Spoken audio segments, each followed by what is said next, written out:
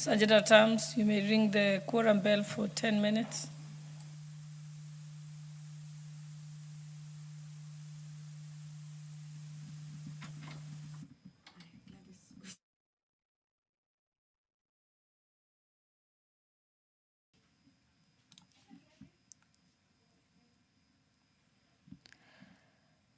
Well, the business of the National Assembly has commenced this morning with the Deputy Speaker, Honorable Gladys Boss, presiding over the business of the National Assembly this morning. Upon the commencement, the House is experiencing a small quorum hitch that will be addressed any moment from now by members of the National Assembly making their way into the chambers this morning to correct that hitch.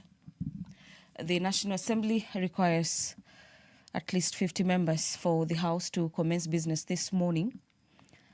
The Sergeant at Arms at the entrance of the chamber, in conjunction with their counterparts sitting inside the chambers, will be responsible for that. And immediately that quorum has been attained and we get that signal that the quorum has been achieved, we'll be handing you over back to the proceedings of the National Assembly this morning. As you wait for that quorum to be attained, our dear viewer, allow me to take you through some of the agenda that the National Assembly is set to consider this morning. And before I handed you over for this live broadcast, I was just taking you through the Prevention of Livestock and Produce Theft Bill of the year 2023, a bill that is seeking to streamline the livestock sector by addressing the issue of theft of livestock across the country. It is a bill originating from the Senate, sponsored by Nandi Senator Samson Cherargei, and the Senate is seeking the concurrence of this bill that has already been passed by the Senate. The livestock prevention and produce theft, a bill of the year 2023, also seeks to provide for a framework for branding of livestock and the requirements to obtain a removal permit when livestock is to be moved from one premise to another. And this issue proposing that there be a permit is a move that is geared towards facilitating tracing as well as recovery of livestock in the event they get misplaced. And it is a bill that is seeking to provide and create a number of offences relating to livestock and produce theft and impose stiffer penalties on the commission of offences. Away from the livestock produce theft, the National Assembly will be addressing matters education this morning, where the House will be considering the Universities Amendment Bill of the year 2023, basically a bill seeking to streamline the education sector. This bill was introduced to address issues of overlapping roles of Kenyan universities and technical institutions that are offering diploma and certificate courses, a situation that has led to inconsistencies in course quality, content, and duration. My dear viewer, currently, the both technical and vocational education training, popularly known as TVET, or the TVET Authority, if you may like, as well as the Commission for Education, the Commission for University Education, are the bodies responsible for certifying diploma and certificate courses, creating regulatory challenges and confusion in the education sector. And this bill seeks to streamline the issues of concern. It is a bill that is seeking to amend the Universities Cap 210 to end the practice of universities offering certificate and diploma courses. This is informed by the fact that currently there are two bodies that are responsible for certifying certificates and diplomas. And this bill seeks to address the issues of inconsistencies in the education sector. Quickly following the Universities Amendment Bill is the Basic Education Amendment Bill of the year 2025 that is seeking to amend the already existing Act on the Basic Education. And it is a bill that is seeking to amend the Basic Education Act of the year 2013 to ensure alternative provision for basic education and training, that schools fall under the definition of basic education, and to provide for mapping, recognition, registration, and provision of equivalent benefits for alternative provisions of basic education training in schools. Away from the business of the National Assembly this morning, for the better part of last evening, the National Assembly was debating a number of bills as well as motions. And of key concerns is a petition that was brought to the National Assembly by a petitioner by the name Mr. Mbolo, who was seeking to have the National Assembly ban the TikTok platform in Kenya. For the better part of yesterday's afternoon sitting, members of the National Assembly were debating the report by the Petitions Committee that looked into the request by the petitioner for the National Assembly to regulate TikTok and equally consider total ban. The debate went on with members debating the proposals as well as the recommendations by the Public Petitions Committee on that petition that was seeking to regulate TikTok. The members of the National Assembly who were given an opportunity to contribute or to give their insights in regards to that petition as well as the committee report proposed the tightening of the regulation of TikTok, basically putting in stringent measures to ensure that TikTok users, especially the minors, are using the platform in a manner that is preserving the Kenyan culture, that the minors are protected from the usage of this platform, and that Kenyans, especially the young people who are using the platform, use it in a manner that is preserving the platform's economic and social benefits and does not erode the Kenyan culture. In its report, the Committee on Petitions,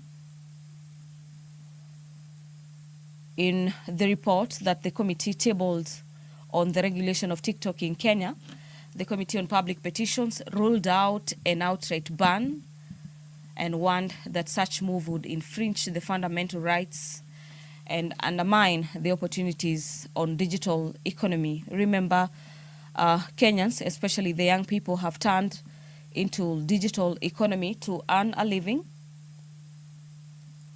And the National Assembly, so to speak, proposing that the platform not be banned outrightly, and instead proposing that stringent measures are put in place to protect the youth, comes as a sigh of relief to Kenyans, especially the young people who have turned to digital economy as a way of making a living.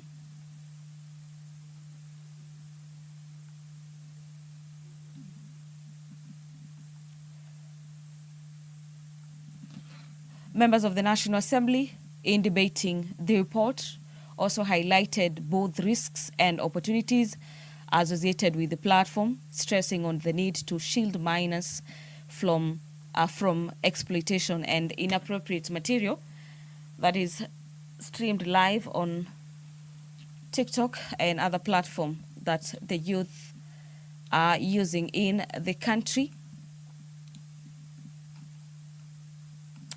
The Penal Code Amendment Bill, Bill number 53 of the year 2024 by Honorable Anthony Oluoch, is also set for consideration this morning. The Penal Code Amendment Bill. Sergeant at Arms, you can ring the bell for 5 more minutes.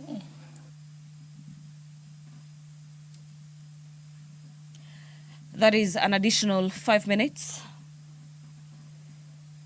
by the Deputy Speaker of the National Assembly, Honorable Gladys Boss, who is currently presiding over the business of the National Assembly, and the additional 5 minutes for the Sergeant at Arms to ring the quorum bell to have the House raise quorum is guided by the House Standing Orders number 34 that guide the House and the Speaker on matters quorum at the commencement of business. So we await for the 5 minutes, and the standing orders equally guide the Speaker on what to do in the event that that quorum is not attained. But upon the lapse of the next 5 minutes, we await to see whether the House will be raising that quorum for the House to commence with the consideration of business lined up in today's order paper on a day or in a session that is set aside for the House to consider members' business or private members' bills, if you may like. The National Assembly has also lined up for consideration the Penal Code Amendment Bill for debate. It is a bill that has a number of amendments proposed to the existing Penal Code Act. This bill by Honorable Anthony Oluoch, the Member of Parliament for Mathare, is a bill that is seeking to amend the Penal Code to delete Section 226. The proposed amendment will decriminalize suicide and enable attempted suicide to be seen as a serious problem requiring mental health interventions and not to be treated as a criminal offense. The member has gone ahead to list how the global perspective looks like, and states in his bill that reducing the global suicide rate by 1/3 by 2030 is a target both by the United Nations Sustainable Development Goals, SDGs, and the World Health Organization, WHO, Global Mental Health Action Plan, and that various countries have committed to taking measures in this direction.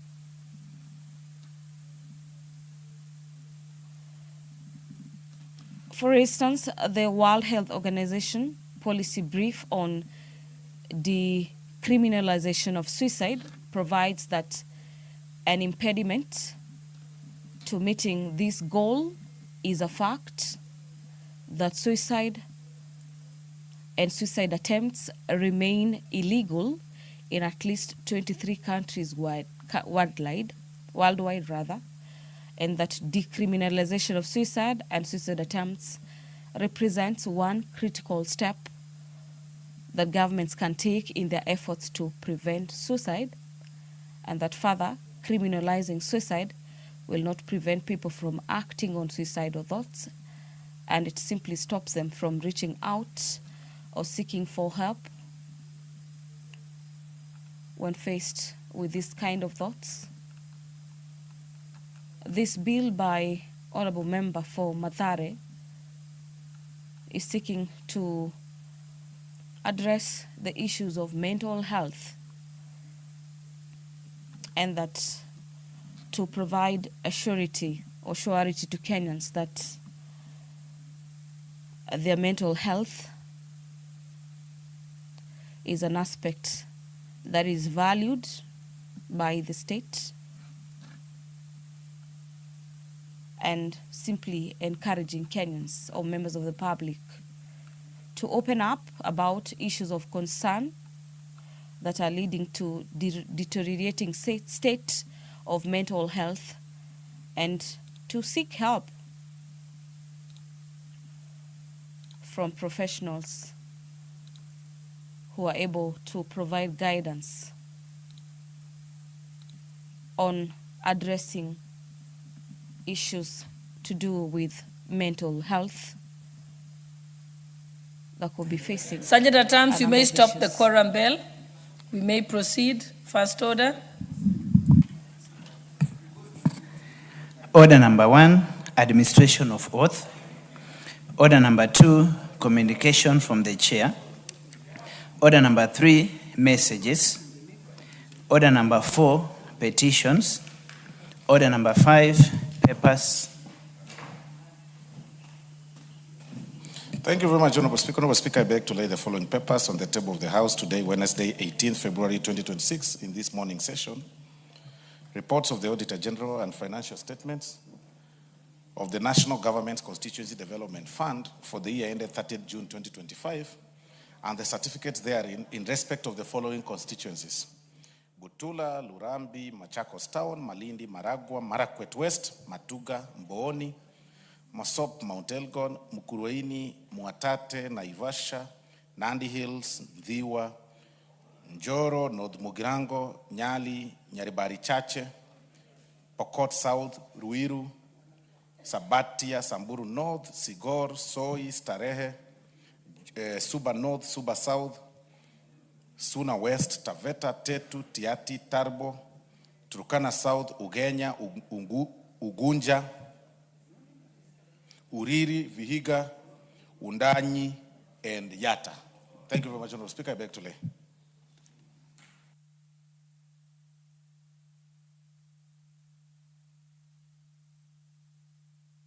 Next order.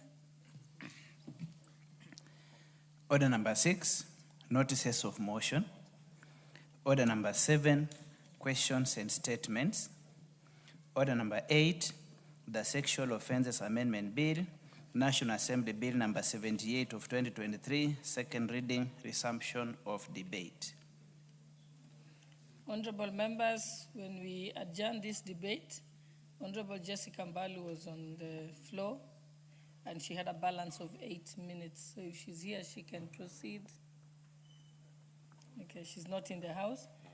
Members who want to contribute, kindly press the intervention button.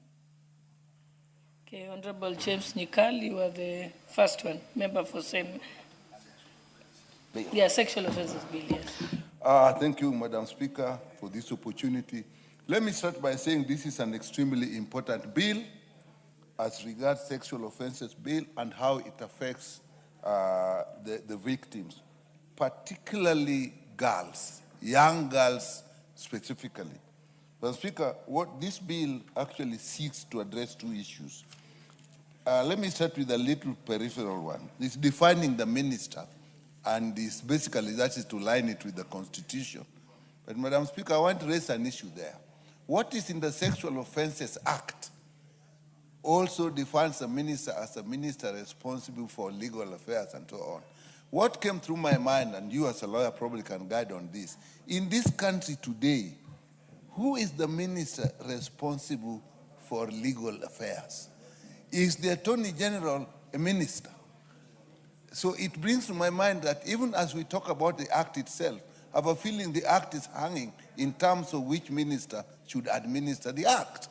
Because the act says the minister responsible for legal affairs. The structure of the government as we know it, Madam Speaker, is that we have Attorney General who is sitting in the cabinet, but is the Attorney General, is she a minister by definition? So I think that as we align this with the Constitution is something we can look at. I don't know whether we can take advantage, or maybe we can look at in the Committee for the Implementation of the Constitution, which still exists, to look at that issue and define what the Minister for Legal Affairs is. Other ministries, okay. When you say health, when you say education, we understand. But when you say legal affairs, there's an issue there. Madam Speaker, that was important to me, but I support the fact that we should align it with the Constitution. We're calling them cabinet secretary instead of minister. So that I support. The second issue in this is actually to support to give education regarding sexual offenses. I think this is extremely important. There are many issues that people actually don't realize. Even when somebody is affected, like issues of defilement or rape, how you conduct yourself immediately, how people conduct themselves immediately. Like they would say, okay, this has happened, let somebody take a bath and let's go and report. The moment you take a bath and go and report, you have actually destroyed the evidence. So people need to know exactly what happens if you are going to follow a legal process and how you report. We also know that even in the places where people report, when you go to the police stations and so on, the way people are treated is actually not supportive. Sometimes the victim actually, the behavior that seems to imply that the victim called this upon themselves. We need education in those areas so that the public should know that in many cases, this is somebody who has been grossly offended. And I think it's hard for people who have never been affected to understand how gross this violation is. I don't think there's any violation for a human being that is greater than a sexual offense that is inflicted on a person. So the psychological impact is huge. And there's need for widespread education to understand the circumstances surrounding it, the legal issues there are, the psychosocial issues, the physical trauma, and even the possible long-term physical and health impacts of this. These are things that should actually be known. And the bill itself is general enough so that we can literally craft many issues on that. So that bit on new section 46A, promote public awareness on sexual offenses through national education and information and campaigns. I support that because we can put literally everything on that. The circumstances surrounding it, what really happens, who are the perpetrators, how we deal with it. Because sometimes people put upon themselves alternative dispute resolution. I don't think this is a situation where you will want an alternative dispute resolution that, oh, this is something has happened within the family, now I think let it just go, or some compensation. The family may feel that there's been compensation, but what about the victim themselves? Throughout their life, will that compensation really heal what they are going through? So that is extremely important. The other thing is the legal processes that are involved. How do people go about it? There is also an issue of stigma and shame. So people don't even want to come out and say, particularly if it happens in private, and in many cases, it will actually happen within families. Then people don't want, because of the stigma and the shame, they don't want to come out and say what happened. So people live with this for years, and you have children who are affected for life, or something that was hidden and kept, because even the people who are seeking peace did not, they looked at the relationship within the families, within the area, but they did not look at how it affects the person themselves, the victim. So I think that is important, that that area of promotion, we can broaden it, it can be wide, and the two cabinet secretaries that are involved will really have to really get a very huge program. And the issue here, we are giving the task primarily to the cabinet secretary in charge of legal affairs. But to a large extent, the education cabinet secretary will actually have a larger impact, have a larger mandate in terms of education. Schools are the best areas for changing people's character. So again, how will that be done? And I support when you have A and you have B.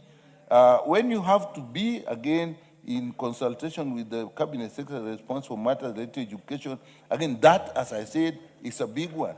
And it's, again, a big area. And we have to look at, when we come to education, when victims, particularly young girls, and even boys now. Boys get sexually molested. Again, these are areas where a lot is hidden. How does it affect the education? The psychologically, how do they perform after that? How does it affect their conduct, their behavior? They may actually drop out of school. They may actually be trans. They may actually be very rude and controllable in school without people really realizing that the basic issue is what affected them. And when it comes to girls, Madam Speaker, if they get pregnant, leave alone the stigma that now this happened to you, probably you are not clean, now do you come back in class and be with us? How are they affected by their mates in the school? How are they handled by teachers? Even teachers themselves actually need to be educated. So that is important. But should they be pregnant, then you have another big issue. I know in this country we are relaxed about it. Girls can go and go back to school after they've been pregnant, but I don't think there is a legal framework that people can say, you cannot send me away from this school, because sometimes they actually go to another school. So that we need a legal framework on how do you handle them, what support do they need. And it's not only in probably senior schools and even up to university, even up to colleges. People are still affected if this happens. Are there any ways that they actually can be supported? Because this actually makes them vulnerable persons when this has occurred. So now when we are talking of vulnerable persons, somebody who has been a victim of sexual offense becomes themselves vulnerable in the future. And therefore, it is important that that is taken into consideration, particularly if they become pregnant. Do we give them the support? Do we give them the support? How do they look after do they take the two roles? Because, Madam Speaker, let me tell you, biological forces are much greater than social forces. If you take a girl who has gotten pregnant and you put the welfare of their child against education, they'll pick the welfare of the child. So they will need to have the support so that the welfare of the child is taken care of so that they can continue with the education. That's a specific support we should look at. So, Madam Speaker, I see this as an extremely important bill that we should support. But as I said, the area of definition of the Cabinet Secretary is something we look at. With that, Madam Speaker, I support. Thank you. The Honorable Member for Malindi, Honorable Amina Mnyanzi. Mheshimiwa Spika, asante sana. Nasimama kuunga mkono mswada wa marekebisho ya makosa ya kijinsia kama ilivyopendekezwa katika mswada huu wa marekebisho katika kifungu cha 46A kupitia uhamisaji wa umma kuhusu makosa ya kijinsia. Tutakuza utamaduni wa heshima, kuzuia unyonyaji wa makundi yaliyo katika mazingira hatarishi, kupunguza unyapaa unaozunguka makosa ya kijinsia na kukuza usawa wa kijinsia. Hata hivyo, ninapofikia kuanzisha kwa programu za kulinda, kuhifadhi na kuendeleza haki ya elimu kwa waathiriwa wa makosa ya kijinsia, wakiwemo waathiriwa wa mimba za utotoni, pia napendekeza mamlaka za uchunguzi zihusike kikamilifu katika kutekeleza sheria dhidi ya wahusika ya makosa. Mheshimiwa Spika, katika eneo langu bunge ambalo ninalolitoka, Mheshimiwa Spika, na ndio sababu kwa nini naunga mkono huu mswada, tumeweza kuona ya kwamba watoto wadogo wameweza kunyanyasika na wameweza kutumika vibaya kwa muda mrefu. Mheshimiwa Spika, mwaka jana, Mheshimiwa Spika, tulipata mtalii mmoja ambaye anatoka nchi ya South Africa na aliweza kulala na kuhadaa watoto zaidi ya 10 ndani ya Malindi, na hakuna jambo lolote lenye ambalo lilifanyika baada ya hapo. Kwa hivyo mimi naunga mkono hii mswada kwa sababu hata wale ambao walikuwa wameathirika, Mheshimiwa Spika, hawakujua baada zile athari ambazo walikuwa wamefanywa na huyu mzungu, hawakujua ni jinsi gani ya kuweza kujibeba, kuweza kwenda polisi na jinsi gani ya kuweza kutetea haki zao, Madam Speaker. So vitu kama hivi, Mheshimiwa Spika, ni lazima watu waweze kufundishwa. Mafunzo haya yaweze kupitia hapa bunge, tuweze tuko sisi viongozi akina mama wa bunge, kuna cabinet secretary. So mambo kama haya, Mheshimiwa Spika, tukiyaweza kuyazingatia kwa ukamilifu, tutaweza kusaidia wale watoto wetu kule nje waweze kujua haki zao, waweze kujua vitu kama hivyo vikitokelezea wanapaswa kufanya nini, wafike wapi, ili waweze kujisaidia kuweza kupata haki yao. Mheshimiwa Spika, pia vile vile naona katika mitandao ya kijamii kuna watu kadhaa ama kuna mzungu kadhaa mwenye ambaye hatoki katika Kenya yetu na anazunguka huko nje, Mheshimiwa Spika, na inasemekana ya kwamba ameweza kuhadaa na kulala na wanawake wetu wengi, na naomba serikali iweze kutukulia hatua na sheria iweze kufuata mkondo wake, Mheshimiwa Spika, ili yule mtu ambaye ameweza kufanya masuala kama haya aweze kushikwa. Labda ni kweli watu walikuwa wameelewana kujihusisha katika matendo kama yale, lakini Mheshimiwa Spika, lazima pia tuweze kuangalia ya kwamba katika kuelewana kule hakukuwa na maelewano ya kwamba yale matendo ambayo yametendeka wakiwa wao kama watu wazima wawili, ilikuwa kuna ulazima gani ya kuweza kuipeleka mambo yale katika hadhara. Saizi tunaona kuna nyumba za watu zenye ambazo zinavunjika, kuna ndoa za watu ambazo zinavunjika, Mheshimiwa Spika. Kwa hivyo vitu kama hivi, Mheshimiwa Spika, tuko na ulazima ya kuweza kupigilia msasa, ya kuweza kusaidia wananchi wetu, ya kuweza hata juzi, Mheshimiwa Spika, tumesikia kule na naendelea kufuatilizia na mapolisi wangu sehemu za Watamu, tumesikia ya kwamba kuna mzee wa zaidi ya miaka 75 ameweza kulala na kumuhadaa msichana mdogo wa miaka 15, Mheshimiwa Spika. So vitu kama hivi, Mheshimiwa Spika, vinaturudisha nyuma na ni aibu kama nchi kama vitaendelea bila ya serikali kuweza kuingililia kati, na ni sisi ni tusimame tuweze kuweka mikakati sawa, tuweze kuweka sheria sawa sawa ili tuweze kusaidia watu wetu, Mheshimiwa Spika. Kwa hivyo mimi naunga kikamilifu mkono hii sheria hii ili tuweze kuokoa watu wetu na tuweze kujua ni jinsi gani venye ambavyo tutawasaidia. Asante sana, Mheshimiwa Spika. The Honorable Member for Kitui West, Honorable Edith Nyenze. Thank you, Speaker, for giving me this opportunity to hear my views on this bill. I say this is a very important bill because it actually tries to deter the acts of the offenders, offenders to the victims of sexual violence. It's very important to actually have a stricter and harsher penalties on people who commit such offenses, and this one will ensure that in future we reduce the numbers. Because if we continue like this, then this will affect the society, because these offenses resort into unwanted pregnancies, and this affects our children's education. It also affects their health, because it also results in sexually transmitted infections. So in such, it shows that our children or the people who are offended are psychologically affected.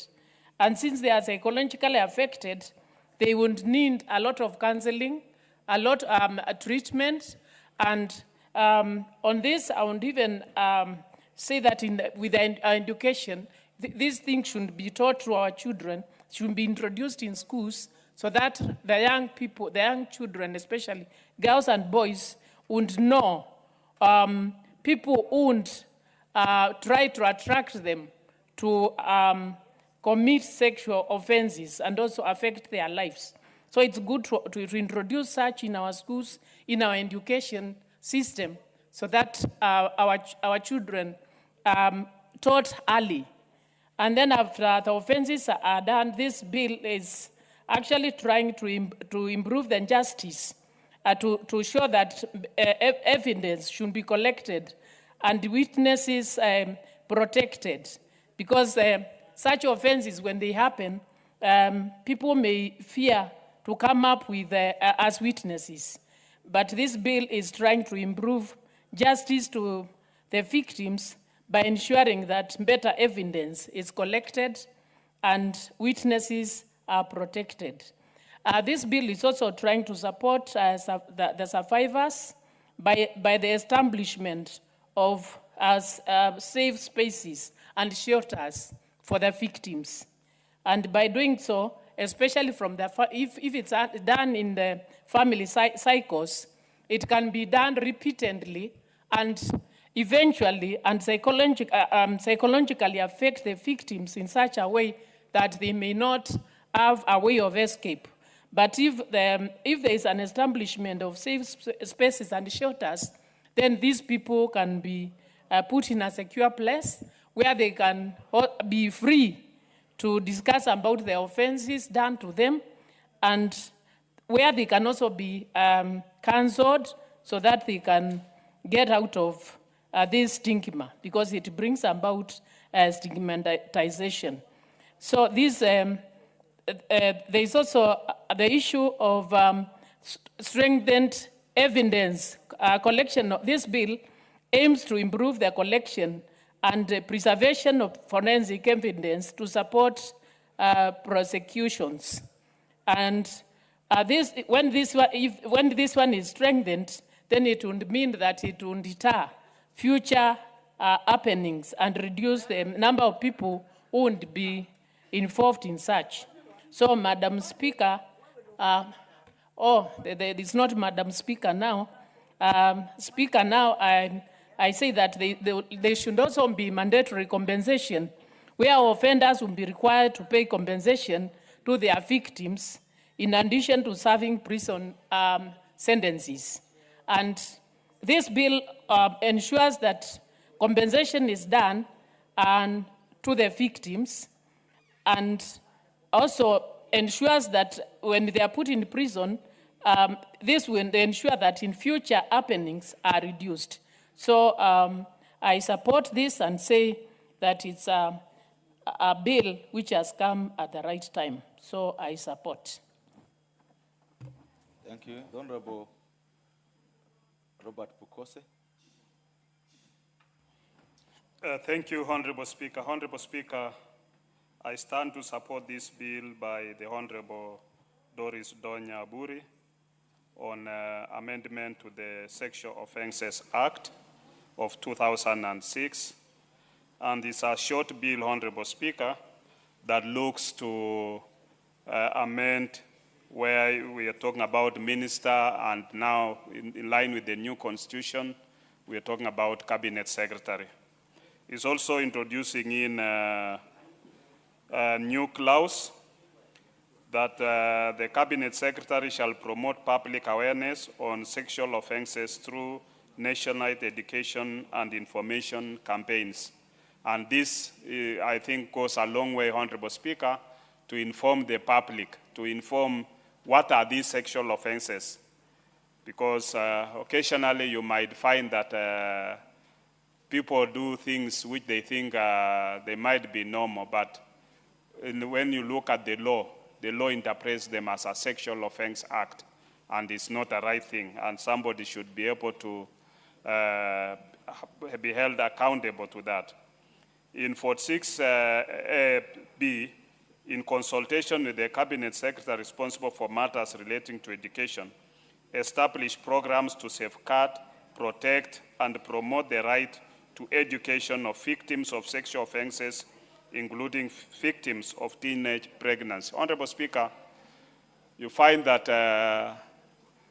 once somebody is been involved in sexual offenses, normally the victim carries a lot of weight, and more often the victim is looked on that and even gets withdrawn. This victim needs psychological support. It needs psychiatric assessment and also some bit of psychological support to be able to integrate back into the society. You have even teenage pregnancies, and this is a common thing, Honorable Speaker. They should also be assisted back to get into education, get back to school, and then be able to become productive citizens, because more often you'll find that in many societies where you have teenage pregnancies, the victim drops out of school, and the parents are not even supportive. And therefore, I think once we provide this in law, then we make it mandatory that anybody, whether you've teenage pregnancy, sexual offenses, can be integrated back into the society and get education to a level to which this person can be able to be a productive member of the society. With those few remarks, Honorable Speaker, I support. Thank you. Member for Uasin Gishu.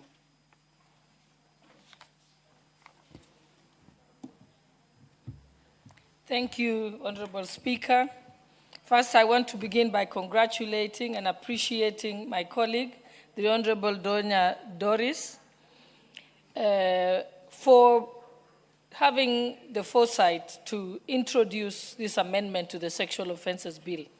Ever since the Sexual Offences Bill was passed, yes, we've put many things in the law, and we should be safer. But unfortunately, there has been lack of awareness of what the law provides and the various protections that they can give to victims of sexual offenses or survivors of sexual offenses. And this particular amendment serves to cure that mischief, that we have put everything in the law, but the implementation has been wanting because of the lack of awareness. And what is laudable about these amendments is that it goes back to the very source where information can be given to our children and young people. There has to be aggressive campaigns starting from the schools. If you look at countries that have successfully been able to deal or mitigate the mischief for sexual offenses, they have been able to have campaigns at the school, awareness at the school, where children even have books from a very early age that inform them about what is a sexual offense, what is bad touch, what is good touch, what are the rules. Like many schools, they will not allow a male teacher to be with a female student with the door closed. It should be open. In certain circumstances, there has to be another person in the room. When it is health workers, it's the same thing. There has to be another person in the room so that there is not only prevention, but there is also ensuring that the victim is not exposed to more abuse. We also have, when we talk about awareness and more education programs, it's also important to ensure that even the manner in which we have our reporting system, it should be one that is is protective. For example, I have constantly appealed to the Inspector General of Police and even the advisor on security matters to the President to say that we must have a situation where the gender desks in the police stations should actually be situated in the hospitals and in the dispensaries. Because when a person is defiled or raped, the first place they should go is to a hospital, not to the police station, or to the hospital first, then to the police station to get the P3, then go back to the hospital and so on, because even the police station doesn't feel safe. The place everyone runs to is the nearest hospital. And so that as we carry out these public campaigns, we tell people, when this happens, your first stop of call is to a health center, where you can get help and you will feel safer speaking to a police officer who is stationed there, and where you have the protection of health support workers. Also, there is still need to be more awareness in relation to the way even the community deals with it. I know that once upon a time in the history of this country, right in this house, there was a member of this house who was accused of defilement and impregnating a young girl. And when they were about to be arraigned or investigated, they married the girl. And they got away with it. But that was before the time we had the sexual offences bill. And therefore, that still continues in certain areas that the public doesn't know. In fact, some families think in order to cure the shame is to have the girl married off. And it's even worse when it is a boy child who is sexually abused, because it's almost taboo and nobody reports it. In fact, they are told to man up and not say anything about it. And therefore, this is extremely important. This bill will also curb, with this awareness and education, it will also curb the problem of teenage pregnancies. The last time I checked, the World Health Organization put Kenya as having the highest number of teenage pregnancies in the world.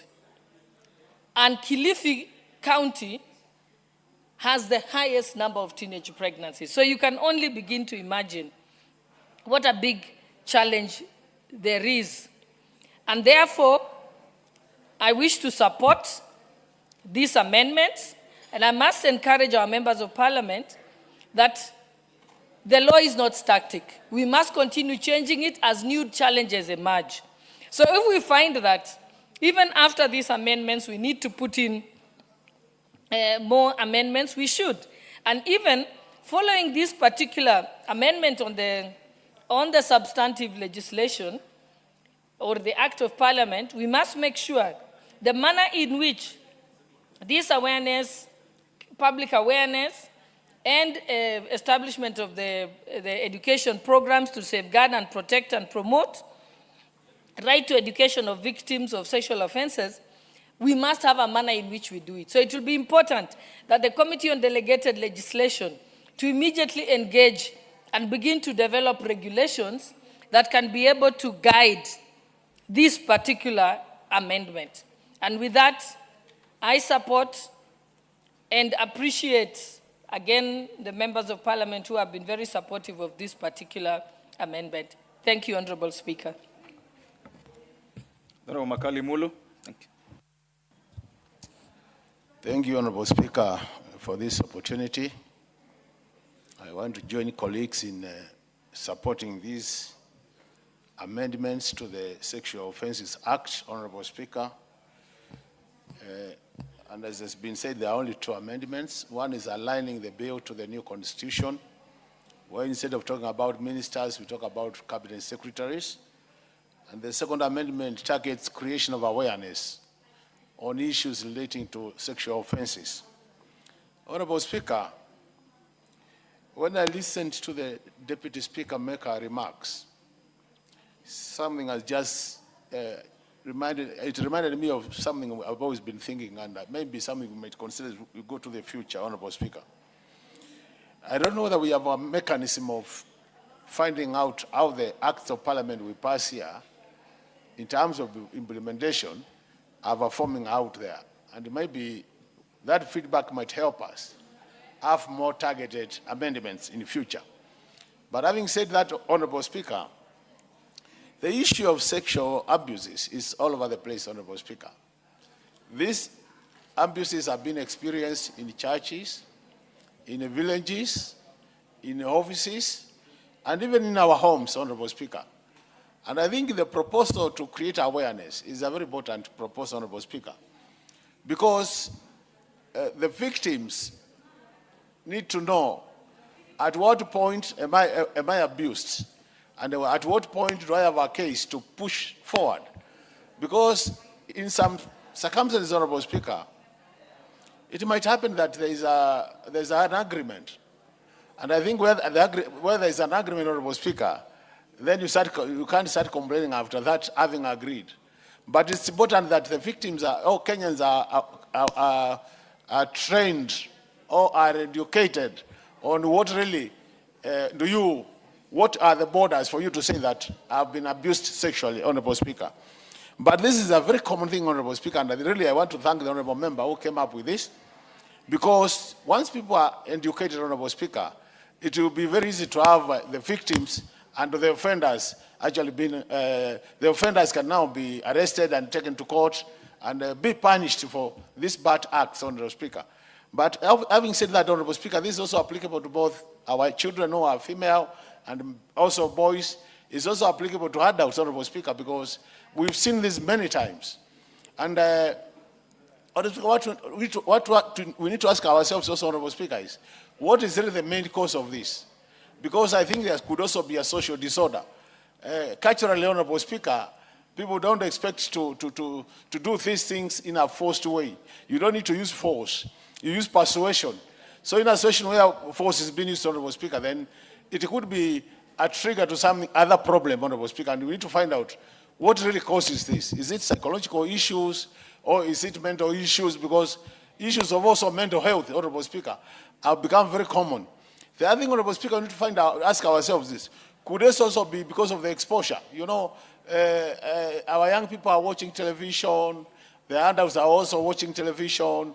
Could it be influencing that people will really practice some of the things they see without really factoring in the cultural issues? So even as I support this, Honorable Speaker, I think we need to have a very well-structured way of creating awareness so that it could be in schools, it could be in the families, because I find it, most families have actually abdicated their roles in terms of talking about matters sex, hardly discussed in family setup. So I think we need to go back to our earlier arrangement where even at family level, the grandfathers and grandmothers could sit with the young ones and educate them on some of these sexual issues. But schools can do that. Even church can also help. But Honorable Makali, when you started, I was trying to hear you properly. Yes.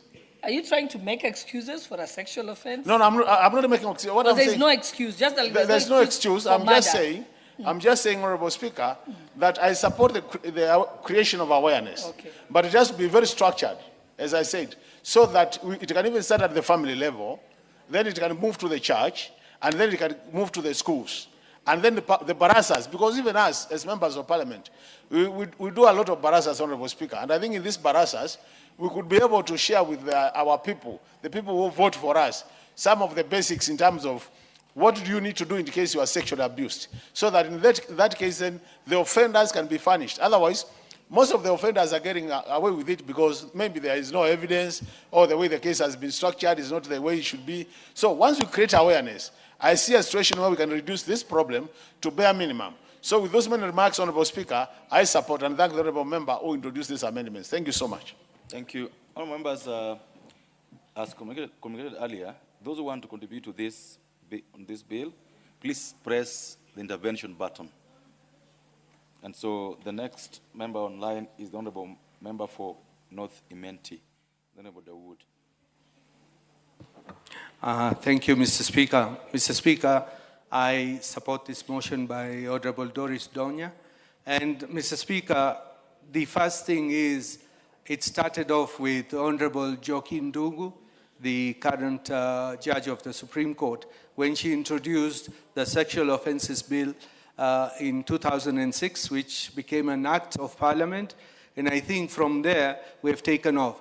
Mr. Speaker, it is quite well to talk about public awareness, and I think it's a good thing with the public awareness. But, Mr. Speaker, we need to go further than the public awareness. Mr. Speaker, there was this report by the Gender-Based Violence Task Force where the former Deputy Chief Justice, Dr. Barasa, presented to His Excellency the President.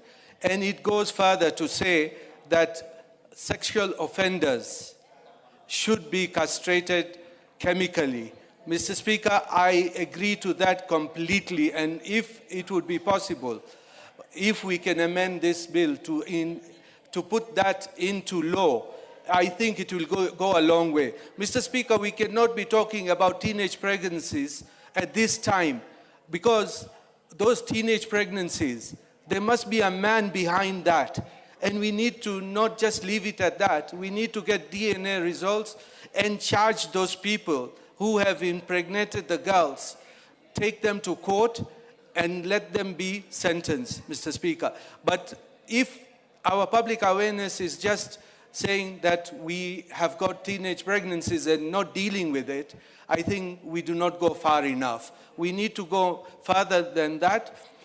When we are saying awareness, we need even that, like I think one of us said, that we should know where to report. Mr. Speaker, we have an issue in the country where sexual offenses reporting is very, very low because of stigma, because of when a person who has been violated goes to report and they are laughed at and they are asked, you know, those minor details. We need to keep that aside.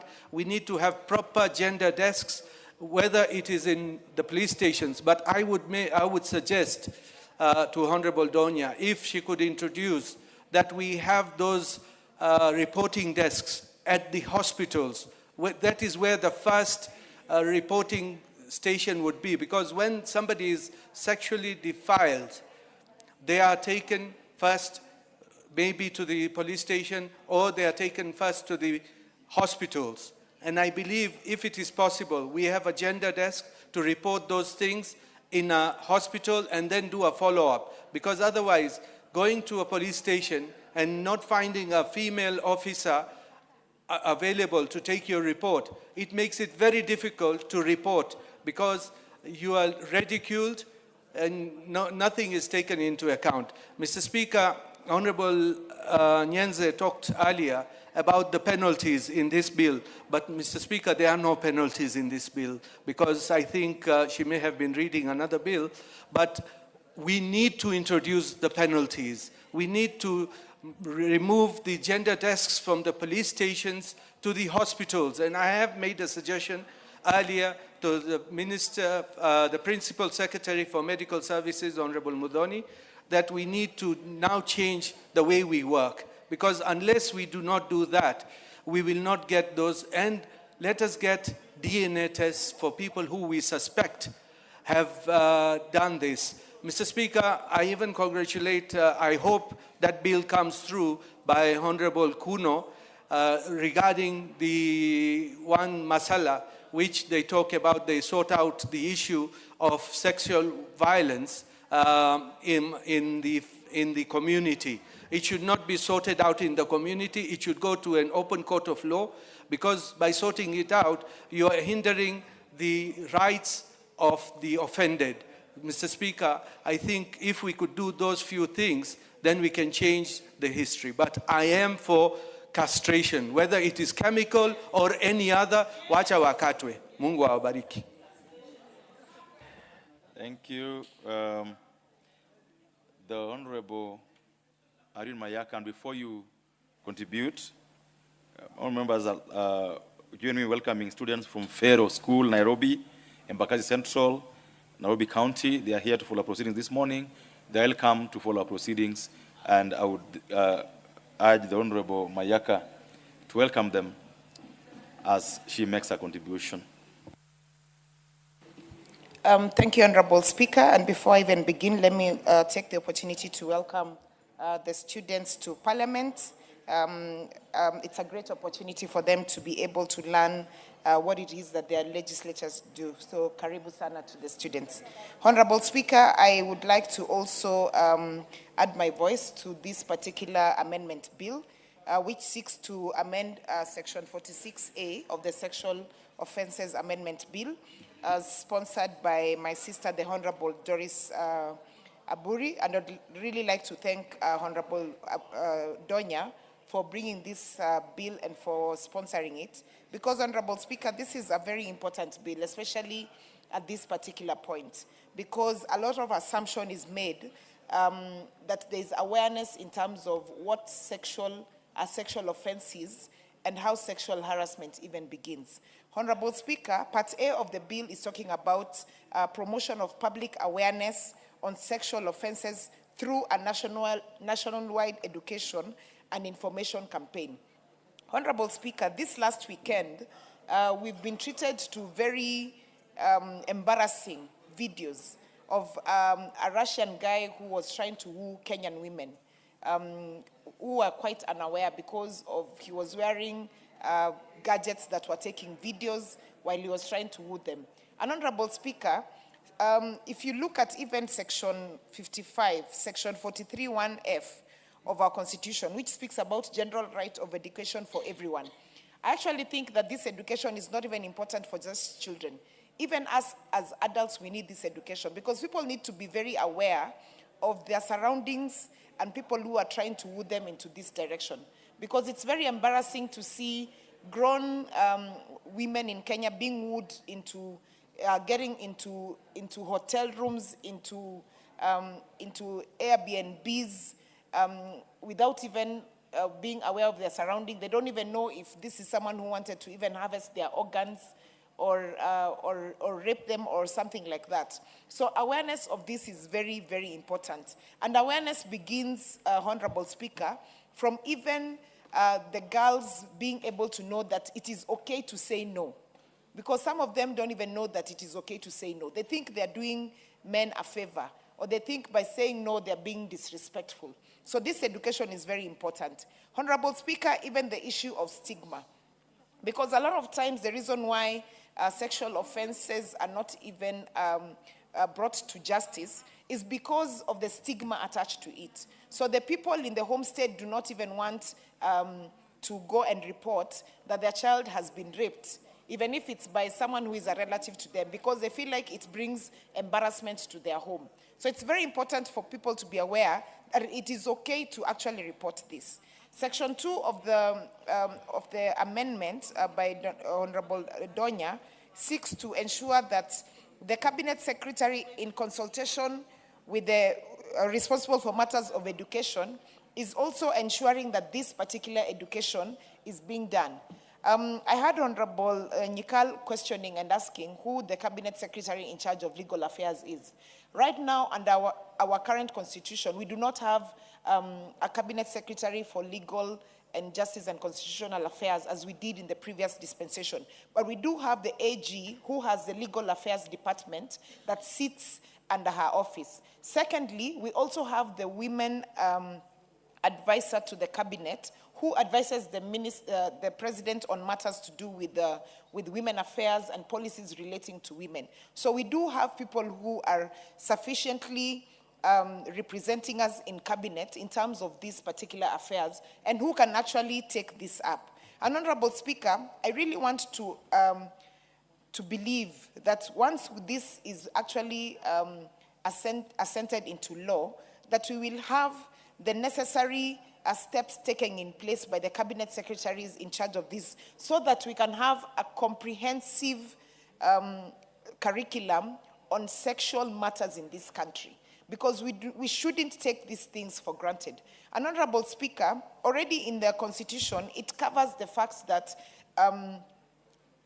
we have a right to education, not only in terms of compulsory basic education as is indicated in Article 53(1)B, but also Article 53(1)F that talks about general right of education, Article 55A that talks about statute of ensuring there's relevant education to the youth and training, and Article 55B that talks about minority and marginalized in terms of guaranteeing specialized opportunities in education. So this is already covered in terms of the Constitution. But also further emphasis, Honorable Speaker, is that addressing the issue of education going further into actually addressing the issue of sexual offenses and addressing the issue of the need for education and ensuring that our children, our young ones, from the onset really are aware of these particular factors. So, Honorable Speaker, I want to support this particular bill because we stand at a situation that is very grave in our country. We have so many cases of early pregnancies that are currently occurring. And Honorable Speaker, this is a matter that we all need to take responsibility of as leaders in this country, and also in terms of the level of Cabinet Secretary in ensuring that the specialized education on sexual offenses, on victims of teenage pregnancy, on stigma issues are all taken into consideration, and there's practicability in ensuring that this particular new amendment is actually implemented. With those few remarks, I support and I submit. I thank you. Thank you. I cannot see the member for Lamu East in the house. Is she in the house? Then member for Marakwet, Elgeyo Marakwet, Honorable Ngeleche.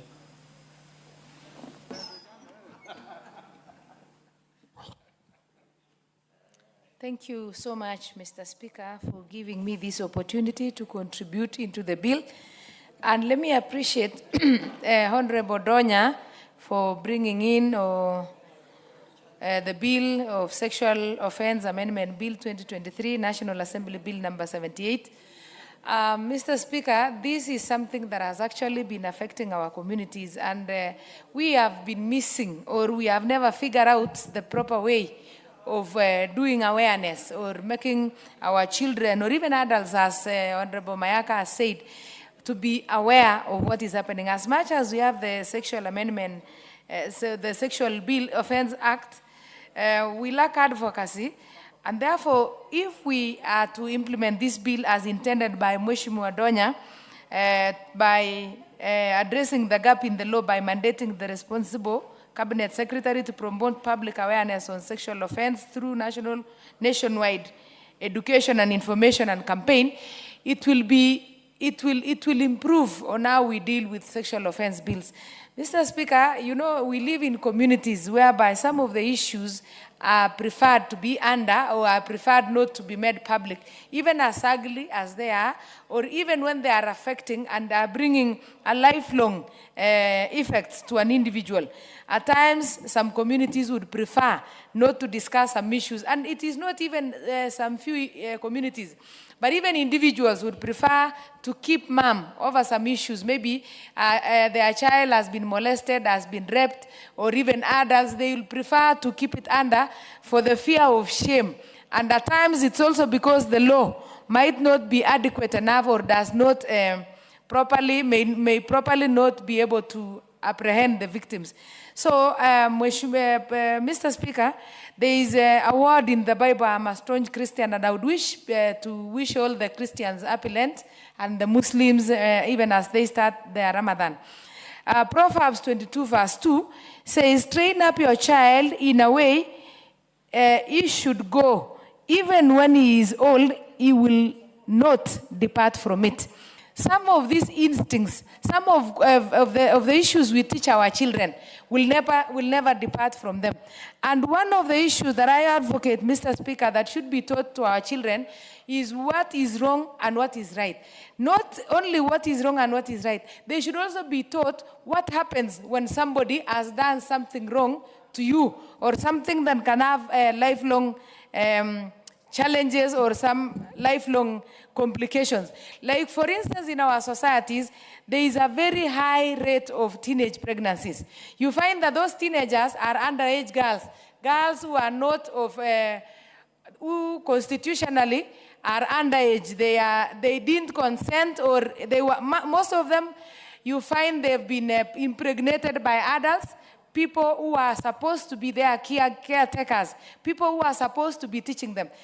And you wonder why in the society there are so many teenagers who are pregnant or who have children, and there are no people being charged for impregnating them or to have abused them as young girls. So there is a problem and there is a gap there, because you find these girls don't know where to run to. They are not aware where they should go and report these abusers, these people who molest them or people who end up abusing them and make them pregnant or even leave them with lifelong diseases and consequences of having unwanted pregnancies, having to take care of children they never planned to, with people they never intended to have children with. So, Mr. Speaker, it will be good if it is introduced. And last week, during on Wednesday, there is a member who said, if we introduce this education early in primary, we will be teaching our children, or we will be exposing our children to information they ought not to. But remember, if a child is abused, that person who has abused that child has introduced that child to things that he or she was not supposed to know. So it is better to be ahead of those people who maybe would want to teach and abuse our children. Mr. Speaker, I am of the opinion that even if it is possible, it becomes part of the curriculum. So that when a child knows that if one or two things has happened to them, some children might fear their parents. They'll be able to go and report it to the chief or to the police station or even to their teachers. Sorry, Mr. Speaker. And for those who will be bold enough to go and report it to their children, to their parents, should do it early enough, remember, there are other challenges apart from maybe pregnancies or even the physical effects of rape and other abuses. A child might contract a disease that will live with them like forever.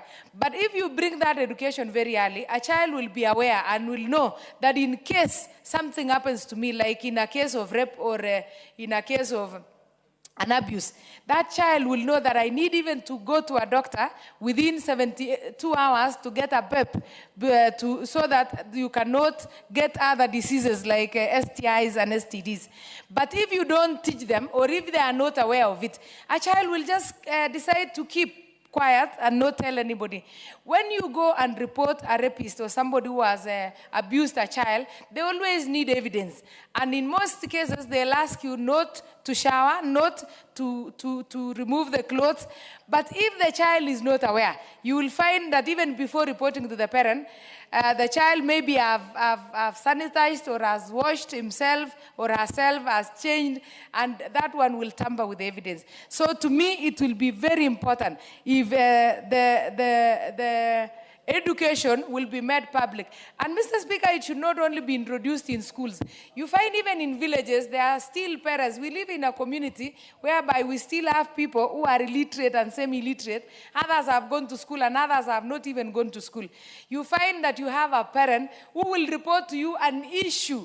Like when you meet these teenage mothers and you ask their parents, what happened? What happened to your child? They'll tell you, I don't even know who the father is. My child never told me anything about it. Later on, when I realized they were pregnant, they tried to explaining to me, or they'll even tell you that I have known from the word go, but it was the uncle, it was the chief of the area or other respected people in the society, and the parent does not want to share because of fear of the consequences. So it will be good if we can expose these people. In the early 90s, when the spread of HIV/AIDS was so rampant in the country, you would find an advert everywhere. There were billboards everywhere. It was before news. It was after news, in the radios, in the televisions. And it has really helped the people of Kenya to know how to control, manage, and even prevent, and even live with it because of the constant awareness. Awareness shouldn't be something that is going to be done one day. I've had people suggesting that it should also be done in public barazas. Yes, it is good to do it in public barazas. But public barazas, you find not everybody goes to a public baraza. Or it is not a continuous thing that people will be having the knowledge day to day. It should be it should be made a mainstream awareness that will be done in churches, in mosques, in schools, in public barazas, and even, if possible, it should be provided in the syllabus to very young and very, when the children are still very young and very able to learn and get to understand it better. Mr. Speaker, just to conclude, I would also urge the members of this House, because many a times we are those opinion leaders, and many a times we get opportunities even to address people in rallies, in weddings, in burials, or other social gathering. It is always good to leave a word of sexual awareness for the people to understand.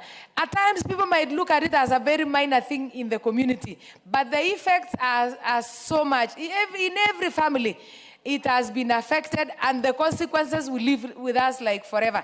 You find even some other behaviors that people carry on into their lives. You find somebody becomes a serial rapist. When they are asked, they say, I was molested. You find a girl becomes just unruly or uncontrolled in the society due to the shame or due to the challenges that they developed after being harassed or sexually abused. So, Mr. Speaker, I support this motion, and I would wish to appreciate the member, and it should be made aware. I repeat again, and let me make clear that it should be incorporated in the basic education so that our children can learn it as young as they are. Thank you, Honorable Speaker.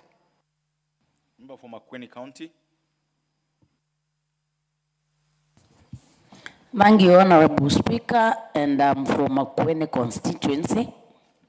I also wish to put my voice to this very important bill by Honorable Donye.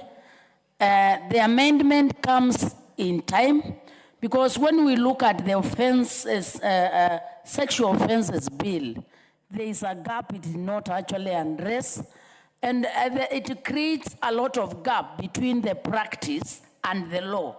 Because while the law was very clear what needed to be done in terms of sexual offenses bill, Honorable Speaker, the practice continued in our communities because of lack of knowledge.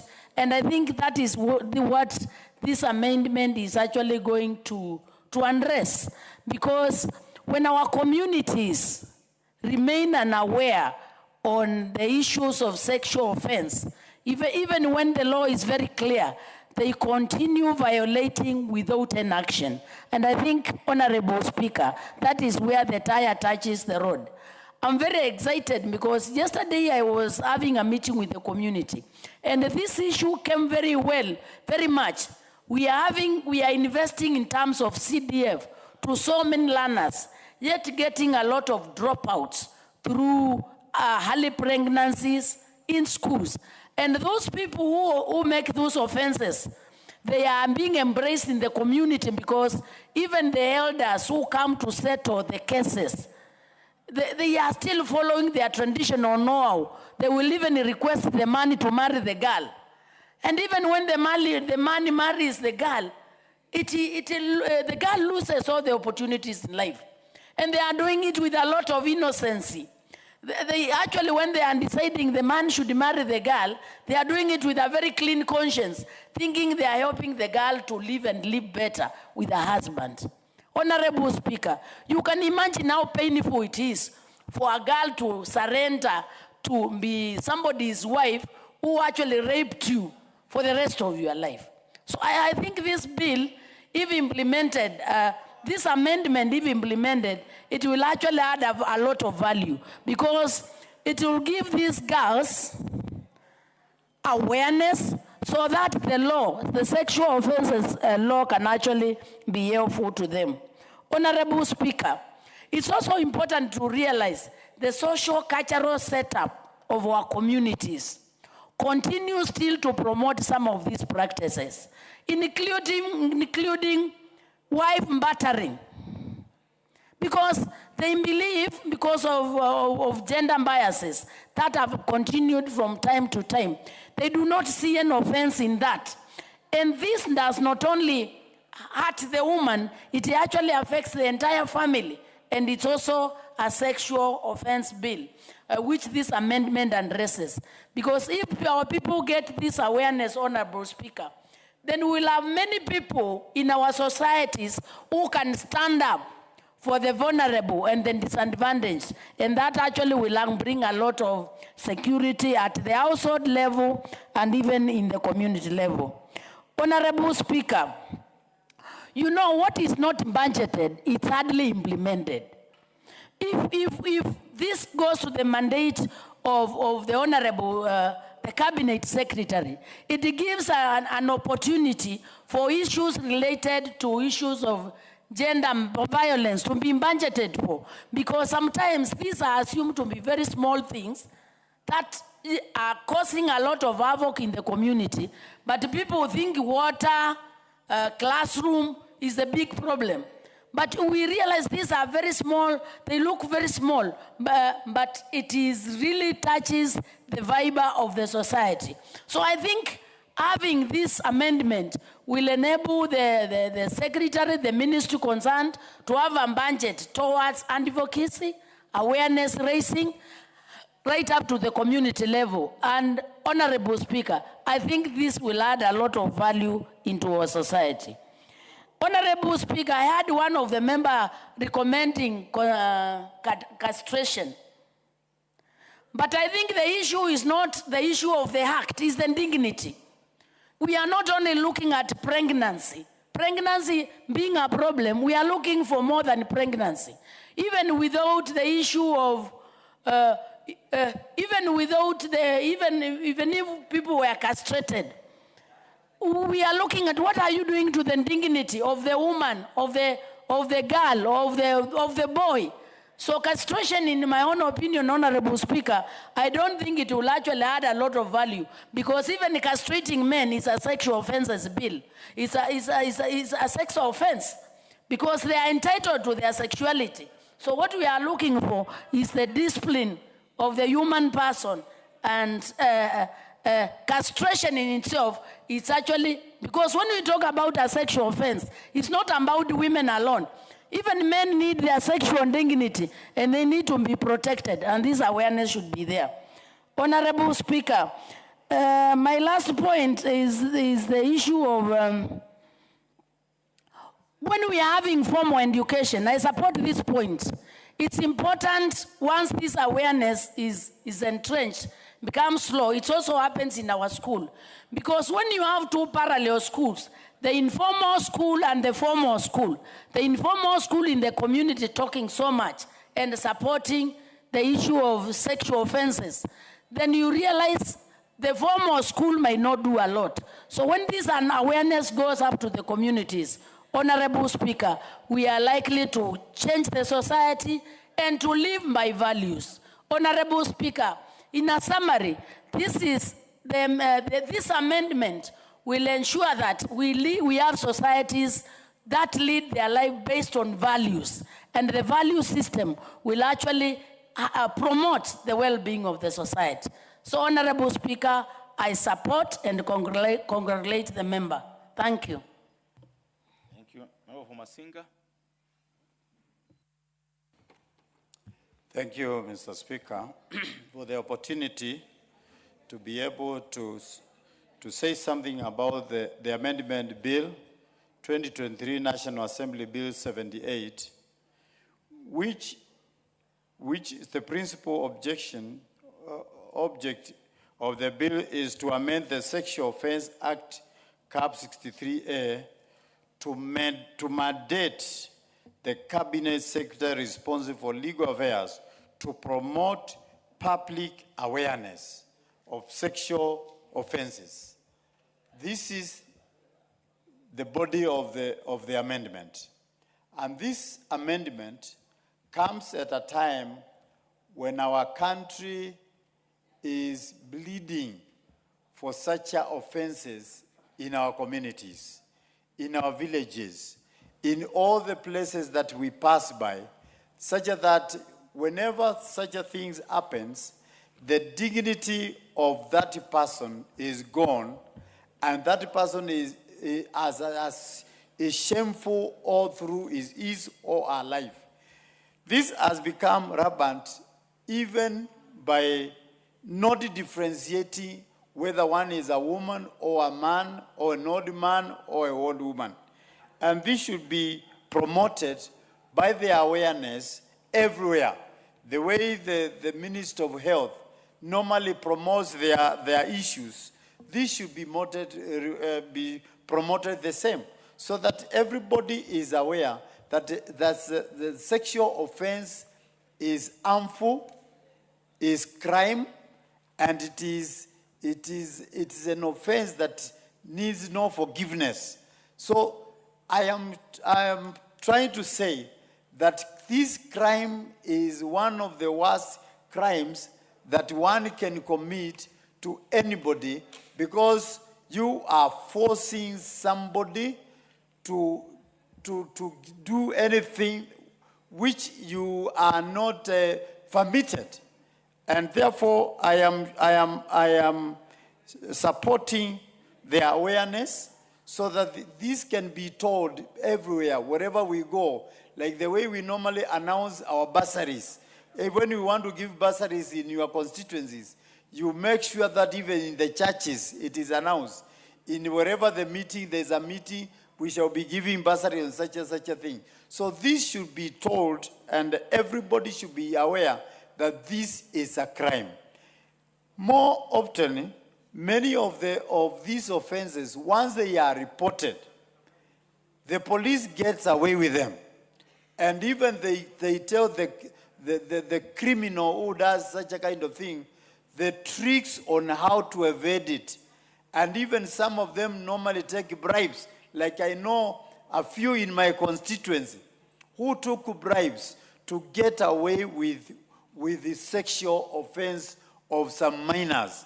And therefore, this should be told even the consequences of the people that it does the act, and also the consequences of the police that tries to evade this crime act so that they can help the victims, they can help the offenders to get away with it.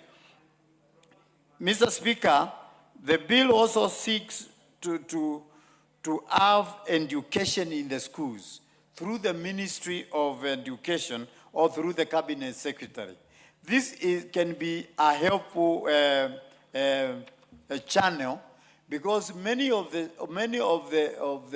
victims are young children, young girls, young boys, but when they are aware, when they see some people trying to trick them with some money or some biscuits or some of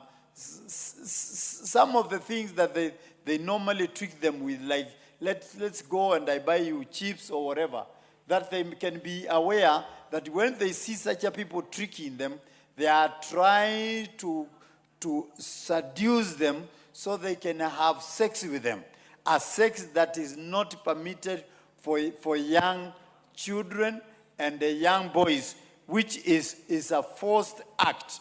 So, Mr. Speaker, I am supporting this awareness totally, so that the awareness can be in the schools, can be anywhere where the community meets, and they should be talked openly without hiding, because many of the people that contribute to the hiding are the parents.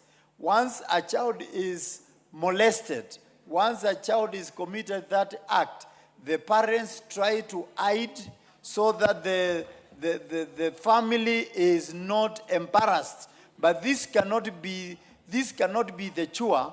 The hiding cannot be the chore. The chore must be the issue that the children must be taught that they should be able to report, and they should be able not to wash themselves, so that the doctors can be able to know whether that person has been abused. And therefore, I really support the amendment by Honorable Ndone, and it should go a long way so that we are aware, all of us. The old people are aware, the young people are aware, the young people are aware, the victims are aware, and the people that intend in future to commit such a crime are aware, so that they can know that it is a crime and it is punishable by law, and everybody should desist from such offenses. For those few remarks, Mr. Speaker, I rest my case. Thank you. Honorable Mulher Harun.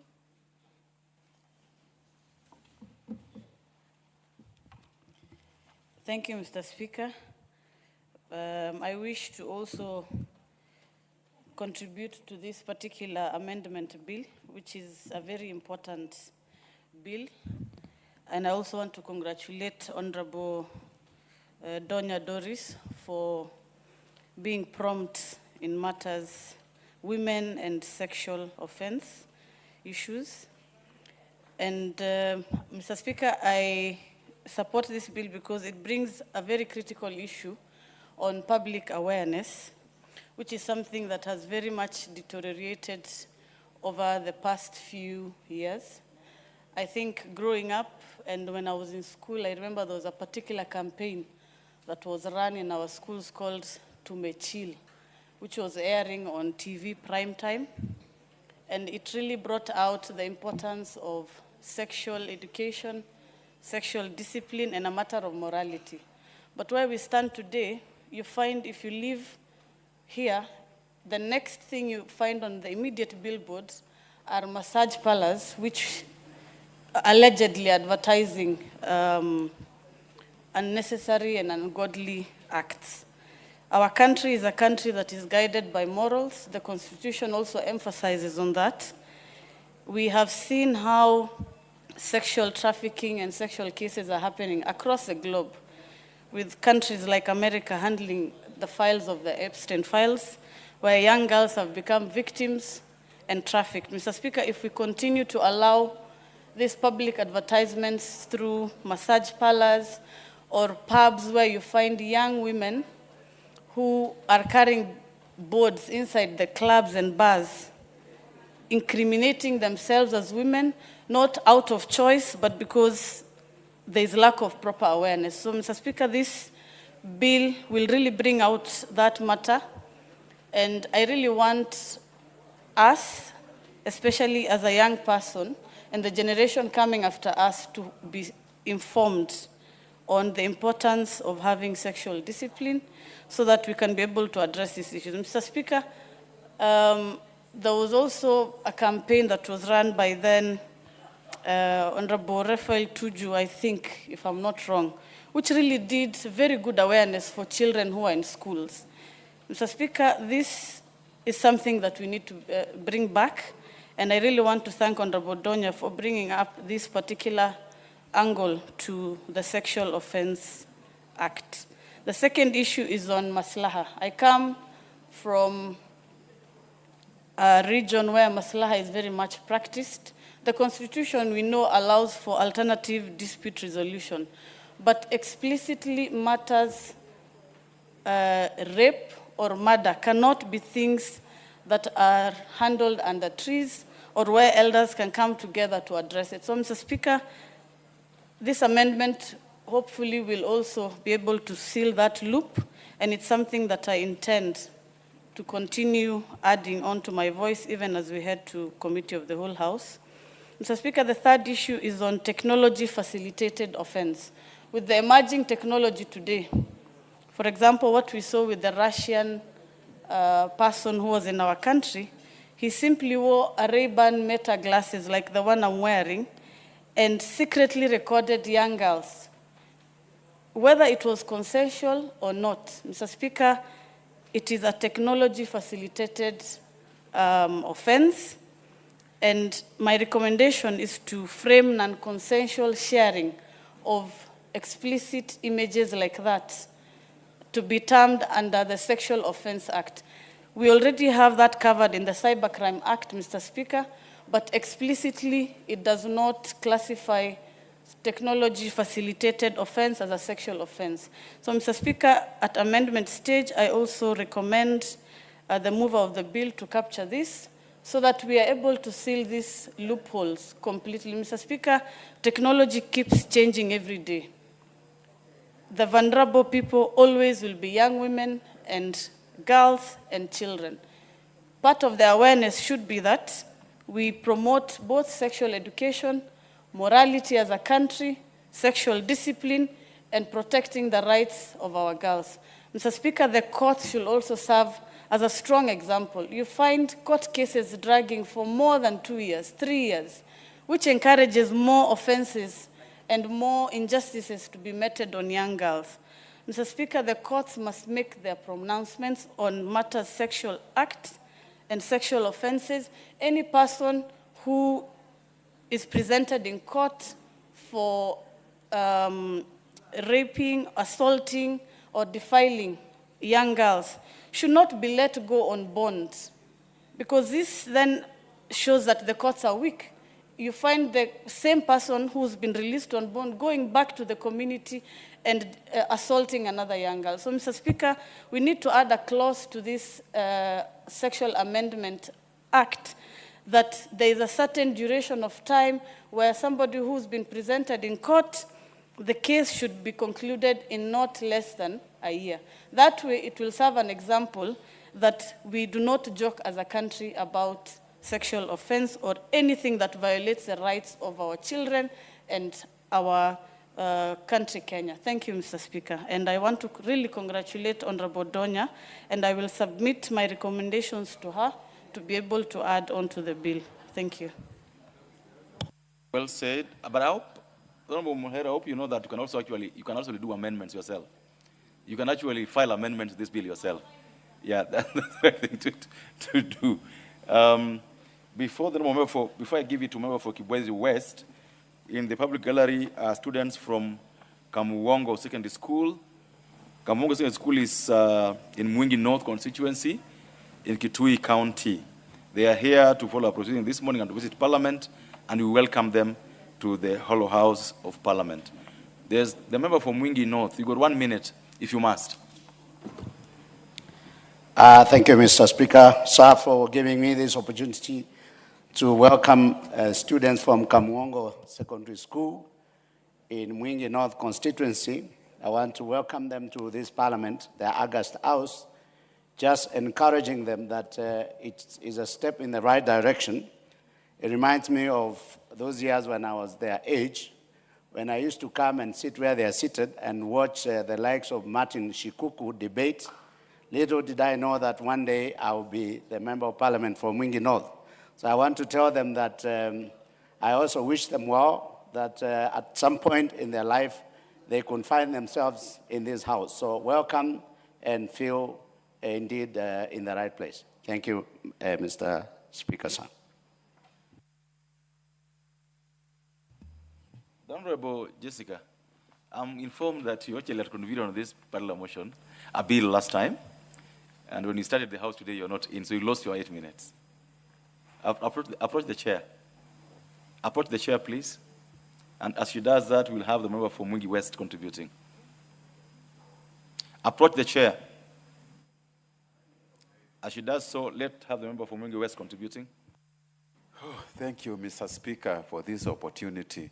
From the onset, let me thank Doreen, the Kisii County MP, for bringing up this bill at a time when you witnessed over the weekend the Russian scandal. I can call it scandal because exposing the women, it's a very insensitive matter when it comes to that issue, Mr. Speaker. Mr. Speaker, this bill is seeking to align it with the new constitution of the Republic of Kenya we got in 2010 by including the role of Cabinet Secretary in creating awareness of sexual offenses. Mr. Speaker, we note with concern that we have got so many sexual offenses bills which have been introduced in this Parliament, starting with the one which was introduced by Joki Ndungu. But the implementation of the penalties in that bill has really been lacking and also not given too much attention to offenders, Mr. Speaker. Mr. Speaker, this bill, if implemented properly and all the stakeholders place their role they are supposed to do, it is going to reduce the number of unwanted pregnancies in our women. Secondly, it is going to reduce, or rather to camp significantly, issues of teenage pregnancies, which we have recently witnessed in Kenya, and the cases are actually arising. I like the fact that it has talked about sexually transmitted diseases.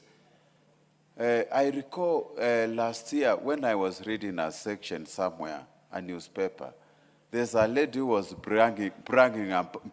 actually she was bragging about, or rather, she was very proud, exposing the list of the number of male partners she has infected with HIV.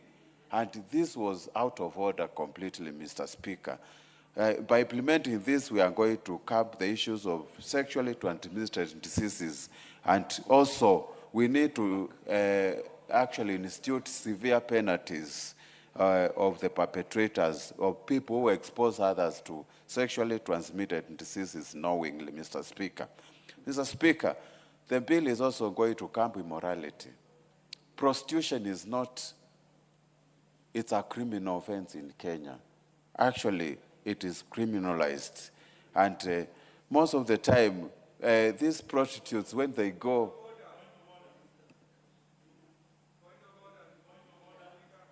hey, Mr. Speaker, just ignore them. I know they want to.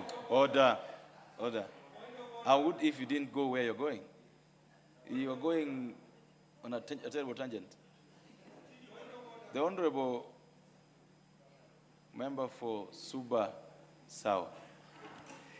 Yeah, Honorable, thanks, Honorable Speaker. Is it in order for the Honorable members to mislead the House that prostitution is a crime under our laws? The only crime is living off the proceeds of prostitution. That is what I know to be the crime under our laws. Mr. Speaker. Order. Order. He is out of order, but I'm sure you also informed him, so he's now aware. Proceed and talk. Mr. Speaker, prostitution may not be illegal in Kenya, but it is an immorality itself, and it is against religion. And our constitution recognizes the supremacy of Almighty God, Mr. Speaker. That is why I'm saying it is an illegal exercise in Kenya. Mr. Speaker, going forward, I would like to say the law is not static. We need to keep on amending this sexual offense bill in many ways by, first of all, ensuring there are heavier penalties for the perpetrators of sex offenders, Mr. Speaker. The other issue, actually, we need to do is to educate victims, the procedures they can undertake when they actually become a victim of sexual offenses, Mr. Speaker. Like, for example, when a girl is exposed in this act, she may never know where to start and how to do it. She may even end up saying she will be stigmatized, or rather she will be discriminated if she reports the issue, Mr. Speaker. And this is going to create awareness, and it will be best practice for us to protect our society, Mr. Speaker. Mr. Speaker, the bill also needs to compel the health sectors, or rather the health centers, actually to provide emergency medical attention if somebody is sexually exposed, or rather is raped, and there are no medical attention given to her or to him, Mr. Speaker. With those few remarks, I fully support this bill. Thank you.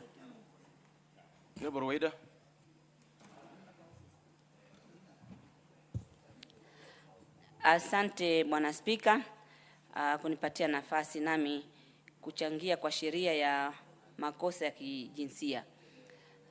Nashukuru mwanzo Mheshimiwa Doris Donya kwa kuleta mswada huu wa sheria hii ya muhimu. Kwa hakika kuna watu wanapata shida, wananajisiwa au mambo mengi yanatokea, lakini hawajui sheria, hawajui haki zao.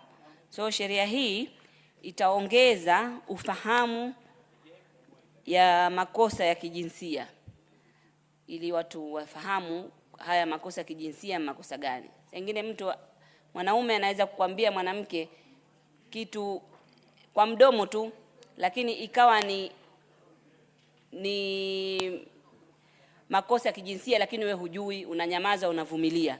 So ni vizuri watu wote, watoto, wanaume, wanawake wote wajue yale makosa ya kijinsia. Na tuseme haya makosa ya kijinsia yanatokea kwa wanawake peke yake, la, hata kwa wanaume yanatokea. Kwa hivyo sheria hii itamtunza kila mtu. Haimaanishi hii sheria ni ya wanawake. Makosa ya kijinsia ambayo nitayataja kidogo ni haya: ubakaji, picha za haramu, mashambulio pia. Ubakaji unatokea na watu wanaficha. So watoto wa siku hizi wakijua sheria zao wao wenyewe, hata mzazi akificha, wanafunzi wakifundishwa kwa shule wajue haki yao. Hata mzazi akitaka kufanya hiyo maslahi, mtoto mwenyewe hatakubali. So mimi napongeza zaidi mheshimiwa, kwa sababu ataokoa jamii. Hii sheria itaokoa jamii. Kuna mambo yanatokea mbalimbali.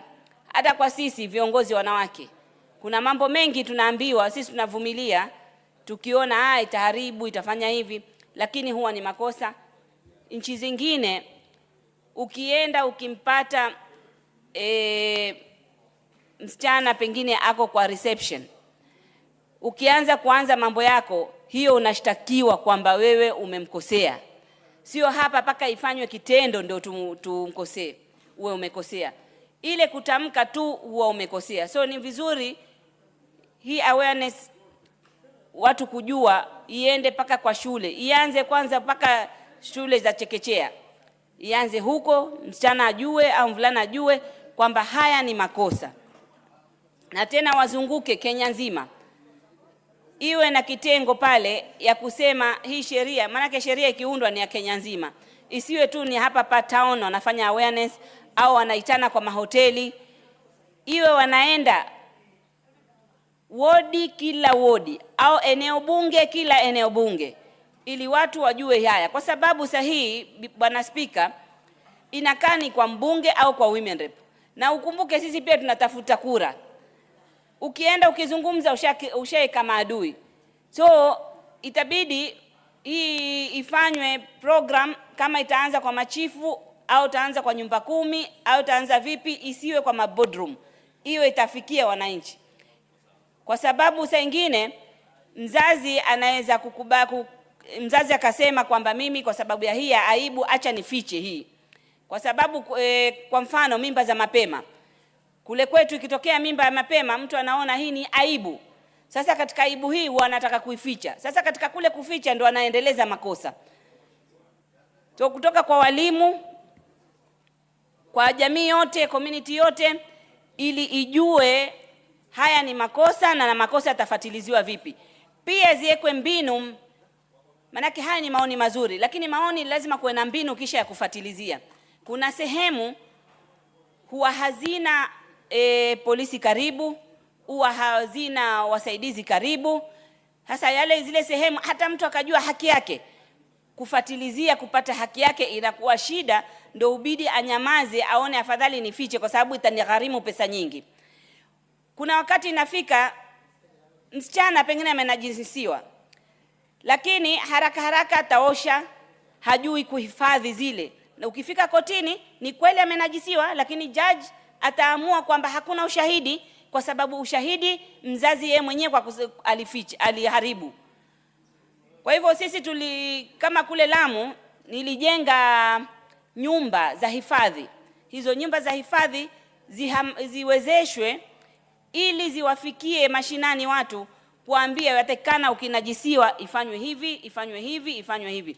Kama vile sisi tunavyokwenda mbio tukiomba kura na kujitangaza, na haya mambo lazima yawe kwenye board, ziwekwe kwa ma TV, ziwekwe program za kuhamasisha watu kwa maredio, ili sote tuchukue jukumu, kila mtu kwa upande wake ahamasishe.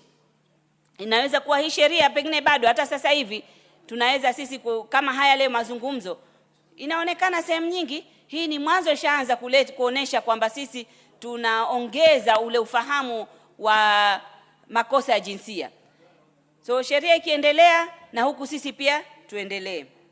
Na pengine sengine unaona pahali huko, either ni mwanafunzi shuleni au ni sehemu za kazi, utaona pengine kiongozi yuko pale atatumia ile nafasi yake kuendeleza haya makosa. Kwa mfano pengine mtu wako kwa position, hufai kupata promotion mpaka aanze kulegezeana macho au muanze kuambiana maneno mengine ndio upate promotion. Hizo zote ni makosa ya jinsia. Inafaa kama kuna mwajiri anafanya vituko kama hivyo, ashtakiwe na tuone mtu amefungwa kwa sababu hiyo, na kufungwa kwake ni sheria kuwekewa mkazo, kwa sababu wale majaji wanatumia hizi sheria.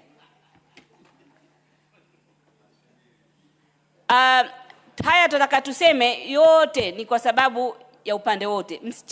Wasichana wetu au wavulana wetu mashule wanapitia haya mambo mengi, na pengine wanaficha kwa sababu ya uoga, au saa nyingine hata sisi wazazi ni wakali.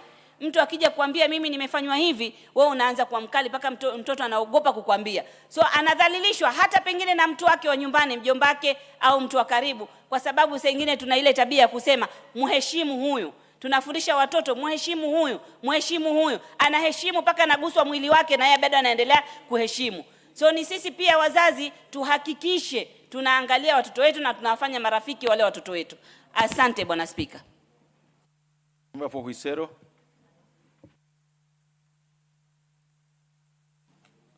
Thank you, Speaker. I also join my colleagues in supporting this bill, 78 of 23, that seeks to create awareness on sexual education in our schools. Though, Mr. Speaker, we have enough legislation around this area, we need also to ask ourselves, what are the causes of these behaviors? What causes rape? What causes defilement? And many of those ills, sodomy, name them. Before we start creating awareness in schools, Mr. Speaker, I believe we as parents, we have a responsibility to guide our boys and girls as they grow up. We have not been able to do well as parents of this nation on this area. Secondly, Mr. Speaker, we must also help our children and protect them from exposure of some social media sites that incites them and they grow with that spirit, which eventually leads to these acts. Speaker, in Huisero Sub-County, the year 2025, we did instruct our principals and head teachers to give us a list of all girls that were pregnant. Speaker, we realized that by the end of that term 3, we had about 31 girls who were pregnant. Some of these girls were impregnated by even their relatives. Some of them were impregnated even by teachers, by even community members who care less about the future of this generation. As we discuss this awareness, we must also know and also appreciate that our judiciary has not been firm enough in dealing with these culprits. Sometimes you find somebody who has defiled a young one is given a bond of even 20,000 because there's not enough evidence, giving an opportunity to do more and creating this havoc to the community. Mr. Speaker, we are fighting a Russian guy in this country who, from where I sit, has been able to supply electricity to our women more than what Opionai is doing to this country. Why did this guy find himself in that? What did you just say? I said there's a Russian guy who has been misusing our ladies in this country, posting them on social media. On social media. There's nothing out of order, Honorable. There's nothing. What is order? What is out of order, Honorable Millie? Thank you, Mr. Speaker. Mr. Speaker, he needs to actually give the correct information. He didn't say what he just told you. He said there's a Russian who is supplying electricity.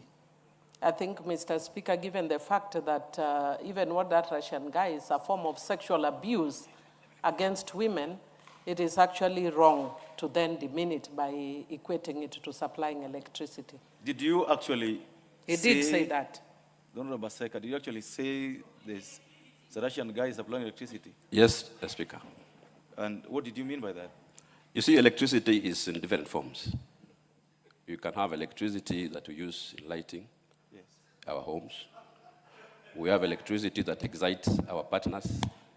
So maybe the context is the difference. But I mean, this guy has been in this country hoodwinking our women, calling them names, taking their videos, exposing them. So if that is what you meant, Honorable Baseka, then I would ask that you withdraw the use of the word supply electricity. I withdraw the word he has been supplying electricity. Okay, proceed. Now, Mr. Speaker, I was saying that the Kenyan government, through the Immigration Office, must now up its game in ensuring that they do vet all tourists who are visiting this country, knowing their backgrounds, and even ensuring that they know what exactly these tourists are doing in this country. Otherwise, Mr. Speaker, I support this bill. Thank you. The Honorable Jessica Mbalu, you got 4 minutes to make a contribution. Thank you, Mr. Speaker. I'll use my 4 minutes. Mr. Speaker, I had already said that I support the SOA bill by Honorable Ndonye, and some of the issues that I had not spoken about, Mr. Speaker, as I was consulting in our consultation room, is that, Mr. Speaker, the SOA bill will ensure that our children are protected from school. And very important to note is that SOA is not for female only. And when I say SOA, I mean? I would suggest you use the word SOA in its full form. Sexual Offences Amendment Bill. That sexual offences is S is for O, A is Amendment Act. So, Mr. Speaker, it is true that sexual offense to a person, either a male, female, it causes psychological trauma, social stigmatization, infections, and unwanted pregnancy, among others. This bill by Honorable Don has gone to define the offenses, like, for example, rape, defilement, indecent assault, including unwanted touching of the other sex, Mr. Speaker. Some other things that we need to look at, Mr. Speaker, even as we bring more amendments to the bill, as we go for the third reading or even other proposed amendments as a bill, Mr. Speaker, you will find that we have technology-facilitated abuse, like what the honorable member was saying. We need to also incorporate the bill to the schools, and this was brought very well by Honorable Karori Omondi, who has a bill that is almost before the House, trying to marry everything to the school curriculum, and also to have the education sector incorporate. So we will discuss it as the bill comes in. Mr. Speaker, very important, the bill is seeking not to allow out-of-court settlement. We have seen areas and parents and relatives going to settle out of, is not going to cure the stigma in the affected or the survivors, Mr. Speaker. Mr. Speaker is also seeking to put high penalties to the offenders, Mr. Speaker, so that at least we can reduce or we can make sure that the offense is stopped.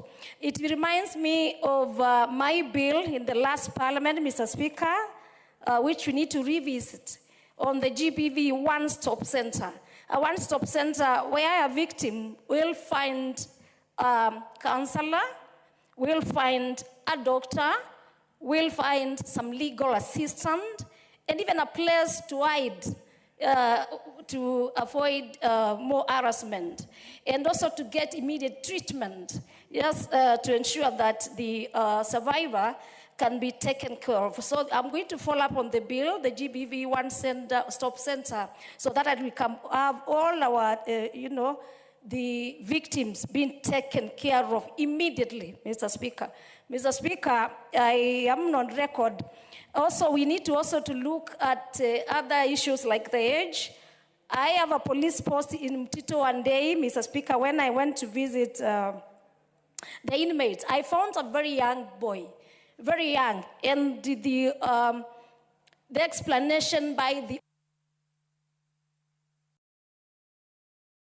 Please wind up. Thank you very much, Mr. Speaker. In the young boy who was 18 had sex with a small girl. So the boy was picked and the girl was left. So, Mr. Speaker, it's also good as we do our amendments, we look at some those areas as we bring forth so that we can have a bill that is inclusive. I thank you, Mr. Speaker. Honorable Millie, I hope you can make your point in 3 minutes, because we have to wind up this. Go ahead. Thank you, Mr. Speaker. Mr. Speaker, I'll try to make my points within those few minutes, but I request that you make it 5. Mr. Speaker, I'm very happy that we are looking at the issue of a sexual offences bill amendment, and I want to thank Honorable Donya for bringing this bill. Mr. Speaker, I was actually the author and architect of this bill. When I was in civil society, I wasn't in parliament at that time, and Honorable Njoki Ndung'u then sponsored it in parliament, and I want to thank her for the excellent work she did. Mr. Speaker, after many years since the passing of the Sexual Offences Act, it is evident that there are many teething problems, and Mr. Speaker, because where the rubber meets the road is when you actually then see where the challenges are. And there are many, many issues that have been highlighted, that have been noted in the implementation of the Sexual Offences Act, that actually calls for a comprehensive review. And I know that there is a task force that is working on a comprehensive review, and I know that the bill will come with a more comprehensive review. But I want to thank Honorable Donya that even as we are waiting for that, she has brought this piecemeal amendment. Some people were opposing it. I don't think there is a problem, because even if you bring piecemeal amendments, it will still deal with some of the issues that we are confronting. One of them is the issue of awareness that has been epitomized by the comments by Honorable Aseka, that even within this house, we need awareness on issues of sexual offenses, because sometimes we end up even victimizing the victims, Mr. Speaker. That in the case of the Russian guy who has actually victimized women, really the people who should, the person who is a victim, yeah, the women, not the Russian guy. The Russian guy is a criminal. And yet, if you actually see the way people are talking, they're actually celebrating him. I don't understand why, because sex is not a crime between adults. It may be an issue of morality. It just may show that we have moral decay in this country, and perhaps it's something that we may be challenging our religious institutions, why they are not effective in ensuring that we are not facing moral decay. But it is not a crime. So what is a crime is that if you have sex in private with a fellow adult, that you go out and share that, that should be a crime. And therefore, Mr. Speaker, somebody has mentioned the issue of technology-facilitated sexual abuse, affecting especially young people, but also affecting adults, as we have seen in this case. We must amend the law to provide for technology-facilitated sexual abuse. But above all, I want to thank Honorable Donya because of the issues that she's raised, but especially the issue of awareness. And we must rethink and really move away from our traditional notions about abuse. There were days when a woman wouldn't be married unless she's a virgin. Half the men here are marrying women who are not virgins, and nobody has taken you to court for not marrying virgins. But you cannot criminalize people because of morality. Criminalize people because of criminal activity. Abuse is abuse. We need to understand what abuse is, and that's why it's important. But we also need to create awareness with our young people so that they do not find themselves in situations where they may end up getting harmed. For instance, I keep hearing people talking about the way people dress and all that. It is not a crime to wear a short dress. But we need to inform our girls that there are people with terrible minds, that when they see legs, they think it's an entitlement to abuse girls. So we need to also get our girls to be safe and to take the first responsibility for their own security. The reason why I actually pushed for the Sexual Offences Act even then is because I worked at the Cradle. And when we founded the Cradle, it was support children who are in conflict with the law. But the cases that ended up coming to us were children who are sexually abused. And Mr. Speaker, some of them were cases which could be avoided if we had given better awareness both to our children and to the community in general. Because my time is up, I wish to support and congratulate Honorable Donya. Thank you. Done. Honorable Donya, you have the chance to reply. Thank you, Mr. Speaker. I would like, before I make my final submission, to give Honorable Dorothy 3 minutes and Nzengu 3 minutes. So we start. So I can give Melly 2 minutes. I think That will be enough. Then I thought it was 15, mine. Donya, you know you have 10 minutes. So if you I can give Dorothy 2 minutes. Uh-huh. 2 minutes. Okay, go ahead. And let's make it 2 minutes, please.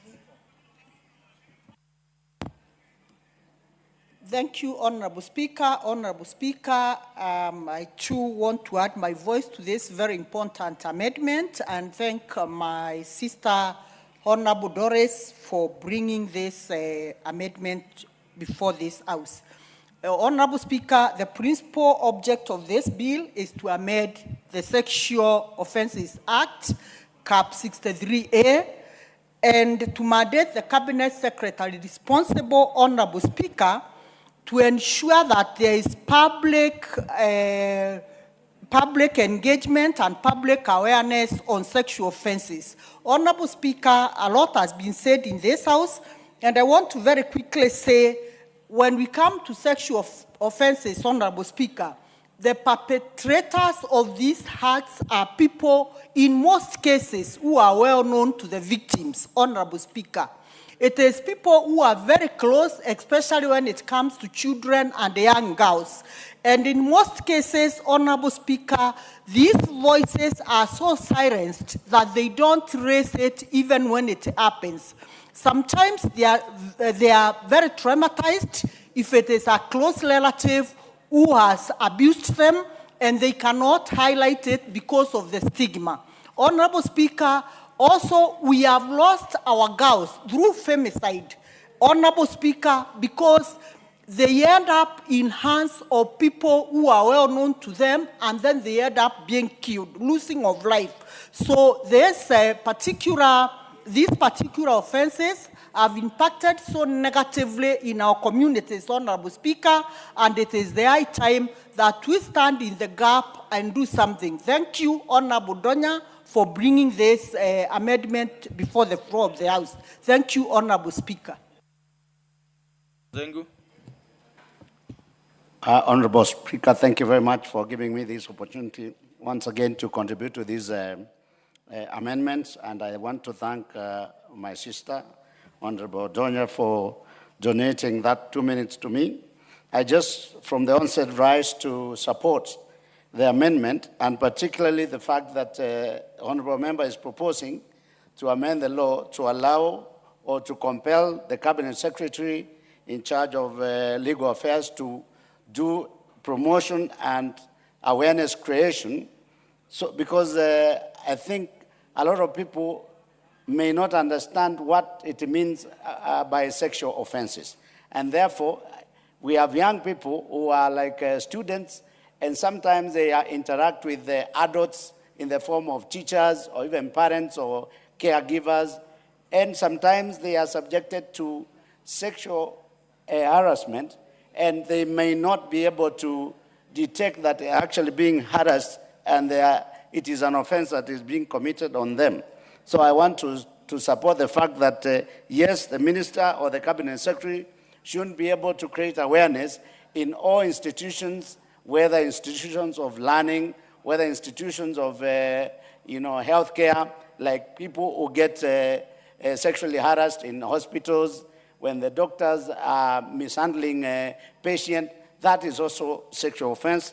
And if we remember the case of Alliance Girls, remember it came up 2 years ago or 1.5 years ago, where it came as a confession of old girls who had been subjected to a lot of sexual harassment by the teachers that were supposed to take care of them. So, Mr. Speaker, I support the amendment. Thank you, Honorable Odonya.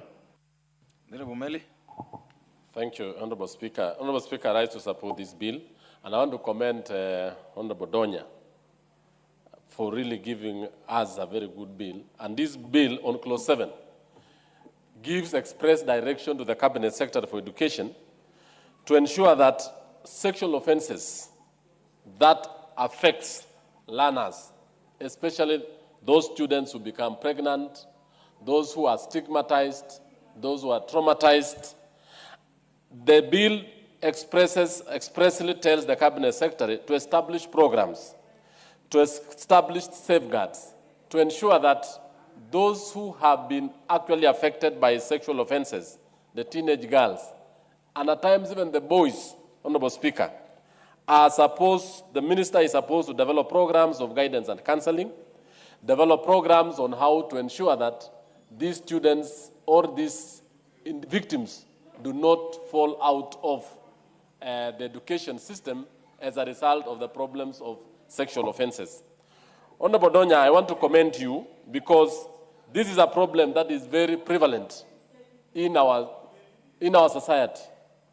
Sexual offenders are known individuals within communities, and they affect children. They stigmatize them, and in fact, they traumatize and even affect their educational programs in the community. So I want to say that this is very important, and Honorable Speaker, it is an express direction to the ministry and to the officers and to the directors of education within, so that the offenders are actually allowed to continue with their education. And I support. Thank you so much. The offenders or those offended? Thank you. Honorable Donya. Thank you, Mr. Speaker. Kindly, please, I give Honorable Adipo 1 minute. Yeah. Honorable Donya, you'll proceed to reply. Okay, no worry.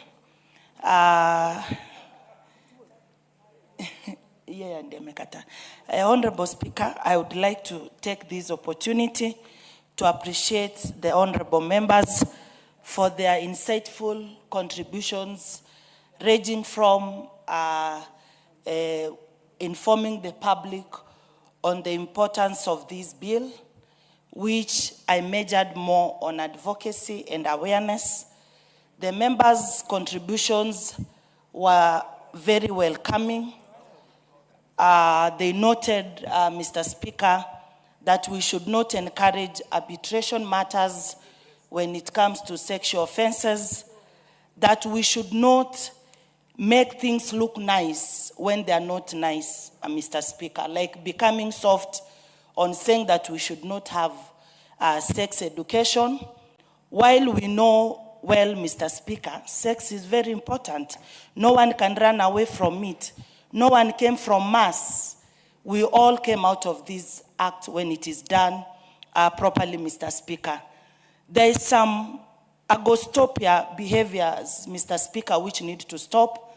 And when we address them out, for example, we tell our people, when there are people who look at you seated or they start talking ill of someone else's body, how it looks like, you start telling us, look at her, you have big breasts, as if you wanted her to leave the breasts at home.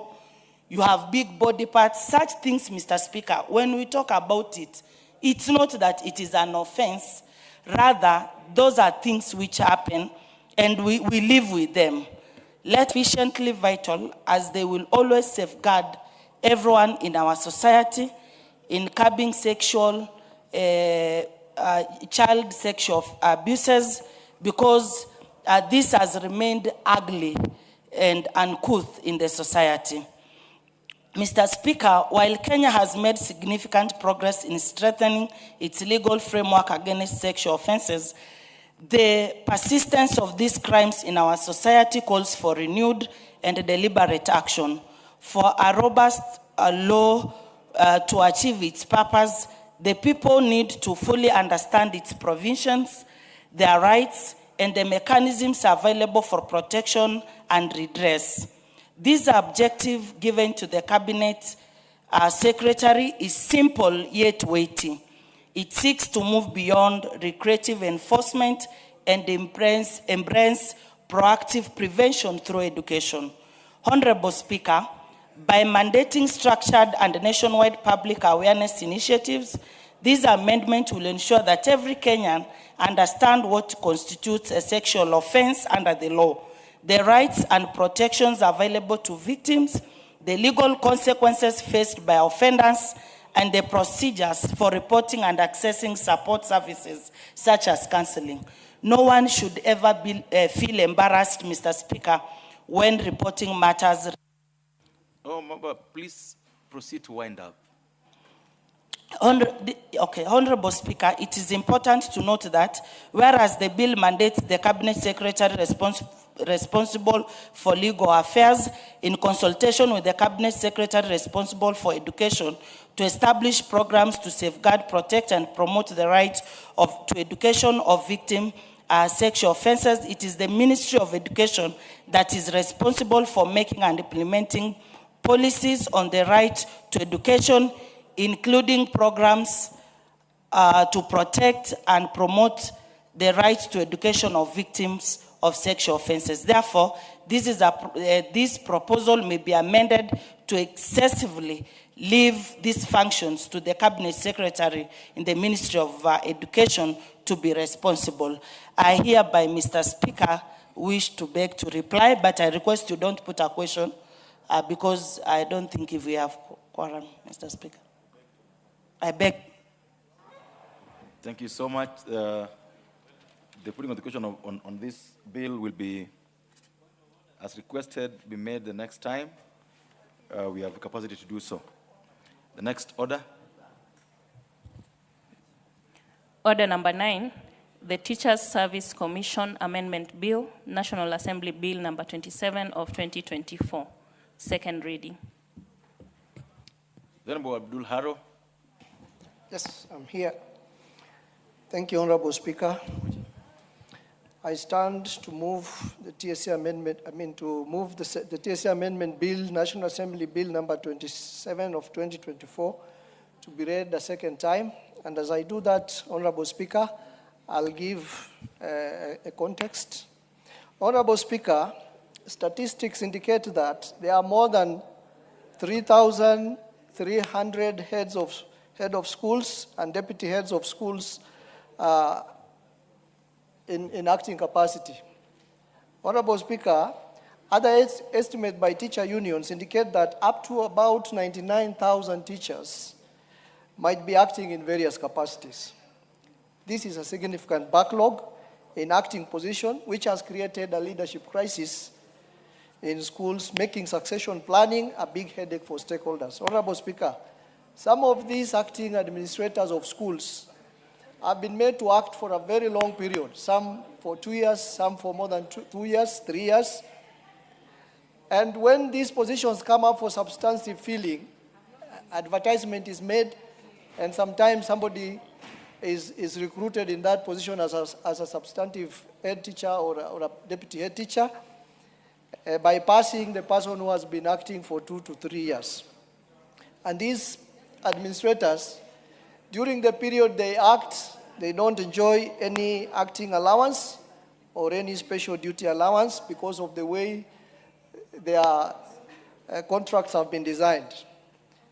Honorable Speaker, some of the acting administrators hold even more than 2 acting positions or one acting position. For example, somebody is given an acting position as a deputy head teacher in a certain school, and then after 1 year, he is taken to another school again to act as a principal, making that person become having 2 acting administrative positions. Honorable Speaker, these prolonged acting appointments without compensation erode motivation, it discourages retention, and weakens succession planning in schools and schools leadership. It is as a result of this that this bill seeks to formalize and entrench fairness in acting appointments to be made in a structured manner, and streamline allowances that go with it. Honorable Speaker, the bill defines the period of acting to be between 1 month to 6 months, after which the acting administrator, after which the position could be filled substantially, either by the acting administrator or whatever mechanisms that picks on somebody else. The bill also provides for the qualification and remuneration for the appointment in acting capacity. Honorable Speaker, the bill also prohibits appointments in more than one position. There are some countries, Honorable Speaker, which have grappled with this similar problem, And they have had some very good case studies that we can learn from. For example, in Finland, acting administrators are clearly defined and compensated within structured career progression frameworks, ensuring fairness. In South Africa, acting appointments are formally recognized with acting allowances for stipulated period. It is with that kind of a background and context. Chairman, for the benefit of the chair, we are not all teachers. Acting as what? I had said earlier, acting either as a head teacher or a deputy head teacher. Okay. So we call them acting administrators of schools. That has got to be clarified. It doesn't seem to be. It just says acting, teachers. You don't, act as a teacher. If you're a teacher, you're a teacher. Acting administrators, either as head teachers or as responsibilities, yes. as so deputy maybe head teachers. You Therefore, I beg to move the bill to be read a second time, and I will ask Honorable Dorothy Mudhoni to second. Thank you. Honorable Dorothy Mudhoni. Thank you, Honorable Speaker. Honorable Speaker, it is important, Honorable Speaker, for this House and for those listening to know that the Teacher Service Commission is an independent commission established under Article 2.7 of the Constitution of Kenya. And the Teacher Service Commission has a clear mandate on what they are supposed to do. One, teacher management, registering teachers, recruiting teachers, promoting teachers, transferring teachers, disciplining, and even terminating the services of those teachers. Honorable Speaker, it is against this background that this particular amendment of the Teacher Service Commission, Bill number 27 of 2024, is very crucial and important for us as registrators. Honorable Speaker, I want to laud the MP for Mandera, Honorable Arrow, for bringing this amendment before the floor of the House. Honorable Speaker, of importance, Honorable Speaker, and what this bill is seeking to amend, it is to bring to a stop to fair administrative practices by the Teacher Service Commission, Honorable Speaker. Honorable Speaker, protection of teachers serving in acting capacity and protection of teachers in general, Honorable Speaker, it is the responsibility and the mandate of the Teacher Service Commission. Therefore, Honorable Speaker, I want to say, as the mover has just indicated, we have practices where in our schools, administrators, principals of our schools, head teachers, deputy head teachers, and senior teachers, they have been subjected to a lot of anxiety, torture, and torment, Honorable Speaker, when they are given responsibility and they are told to act. And in the acting capacity, they are responsible for the day-to-day running of those institutions. But, Honorable Speaker, they keep waiting, agonizing, without knowing their fate, when it takes up to 2 years, 1 year, 6 months in acting capacity. Therefore, Honorable Speaker, this bill is seeking to have a clear direction on how long a teacher or a principal or a head teacher should act before being confirmed. And Honorable Speaker, this bill provides a statutory framework governing acting appointments. And the proposal that is indicated herein, the duration, which should not exceed 6 months. And Honorable Speaker, what we are saying, in these 6 months when that head teacher or principal is acting, they should be paid acting allowances, yes. Honorable Speaker, because they are fitting in that position and they do it on a daily basis and this acting allowance should not be at the discretion of the commission. It is something that should be documented so that we safeguard the teachers of this country from exploitation from the person who is supposed to safeguard them, that is the employer. Honorable Speaker, number 2, we have enhancement in this bill of accountability and transparency by requiring consultations with the Salaries and Remuneration Commission. And when I say these consultations, Honorable Speaker, I have been a unionist.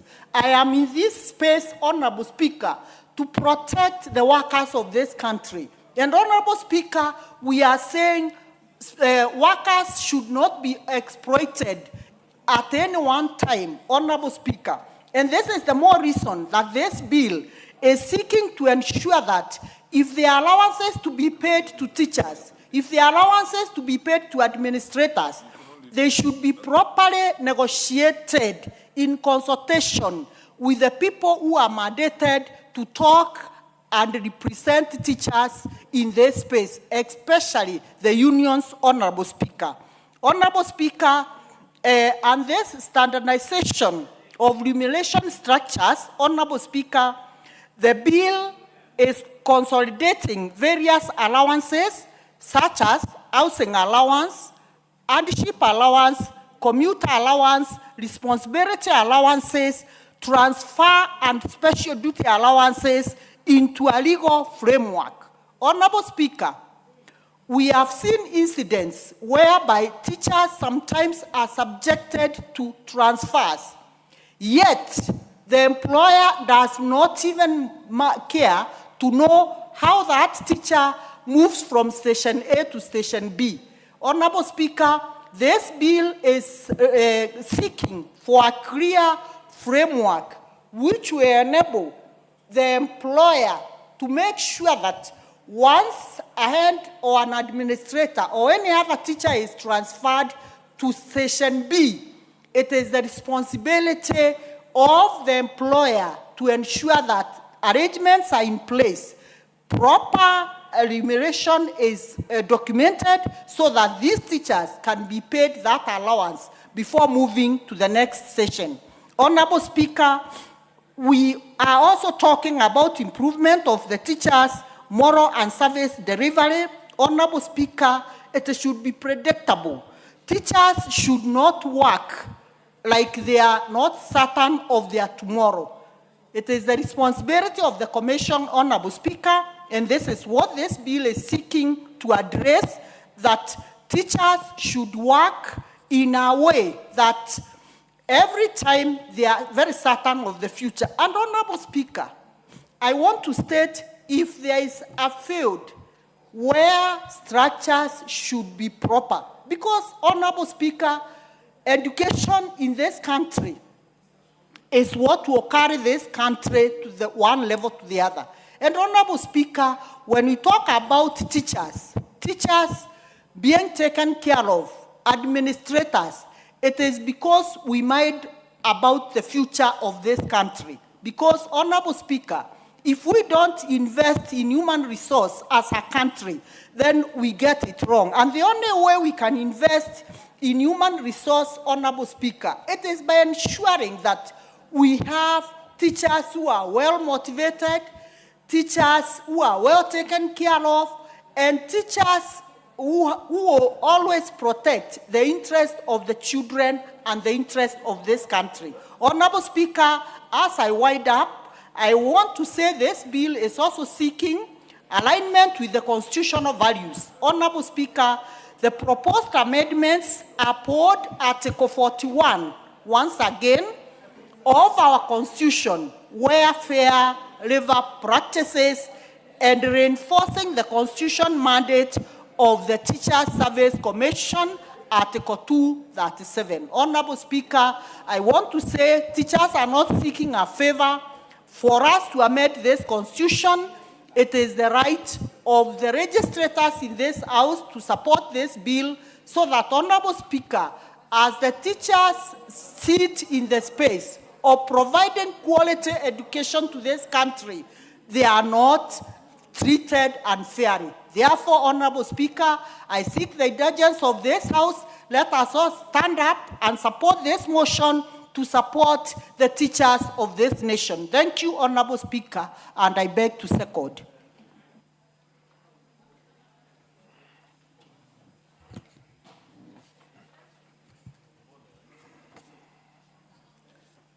Fair enough. Honorable members, I now propose a question. The Teachers Service Commission Amendment Bill, National Assembly Bill number 27 of 2024, be now read a second time. What's your point of order? The MP for Yatta? Thank you, Speaker. I'm raising on a point of order, standing order 97, regarding the limitation of debate. When you look at the mood of the House, many members want to contribute to this particular bill. So I'm requesting if we could reduce or limit debate to 5 minutes to allow members to contribute. Thank you. Fair enough. You want the debating the time allotted for every member to be 5 minutes instead of 10 minutes? Any other member who is willing to weigh in on that? Yes? Yes, Captain Makilap. Are you supporting or you're opposing? You support? Yes. Fair enough. Anybody else who wants to weigh in on that? Yes, Honorable MP for Luanda. Thank you, Speaker. I actually want to support the same because this bill is very weighty and important for us. So, Speaker, 5 minutes would be adequate. Thank you. Fair enough. I presume that, yes, Dr. Gogo? Before I put the question, yeah. Thank you, Honorable Speaker. I also want to support. Fair enough. Perfect. Thank you. Thank you. Honorable members, I now put the question. The debate on this for members be limited to 5 minutes instead of 10 minutes. As many of the opinion say aye. As many of the contrary opinion say nay. The ayes have it. Makilap.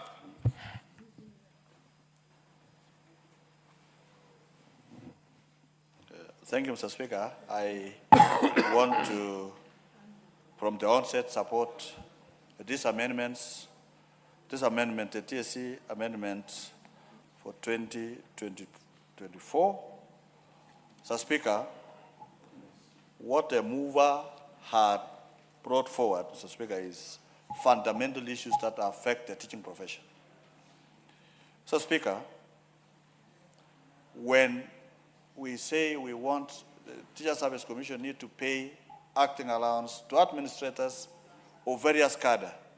Mr. Speaker, we are talking about a teacher being appointed as an acting principal, an acting head teacher. You know, that position should enjoy all other privileges that comes with a substantive appointment for it to earn respect in the institution. Mr. Speaker, if you are given a position that that your colleagues in the staff room knows very well that there is nothing about it, you are just the same as many of us in this school, then that position will not come with authority and responsibility. It will not be taken seriously, even to those who have been appointed to that acting capacity. So, Speaker, and this is why we are saying, if just like in any other institutions or authorities, the circles of government, if you are appointed as an acting person, then you need to enjoy all that privileges or allowances that comes with that responsibility that you have been bestowed upon. So, Speaker, where to teachers being appointed to act, appointment as an acting senior teacher, an appointment as an acting deputy principal, or an acting principal, and sometimes even heads of departments, especially in big institutions. So for it to earn respect, then that position needs to be remunerated accordingly so that it will earn respect from the learners, it will earn respect from the colleagues or peers who are in that particular space. So, Speaker, putting it into law or an act of parliament, Mr. Speaker, is to ensure that there is no lacuna. Most of our teachers, especially in those areas that are hard to staff, are always appointed in those particular positions, and they get nothing. So, Speaker, this is an area that we feel that this particular manual will come and bridge the gap that has been existing for many years. For example, Mr. Speaker, when you say when we put another schedule, fourth schedule, where it recognizes readers or facilitation of aid allowance or aid allowance teachers. So, Speaker, can you take, for instance, a teacher in Dadaab or in Baringo, like in a school called Saimoso in my place, the head teacher is blind. So for him even to move from office to the staff room, to the classroom, requires an aid.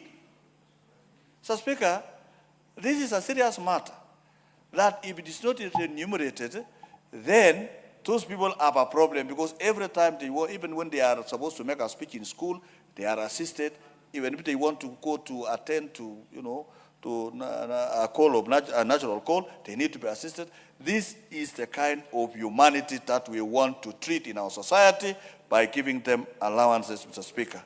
So this position also, for example, if one is acting to the wire of his retirement, then that allowance to being paid for responsibility as acting to the wire of up to including retirement will be made part of his retirement package, so that that particular person will retire with dignity.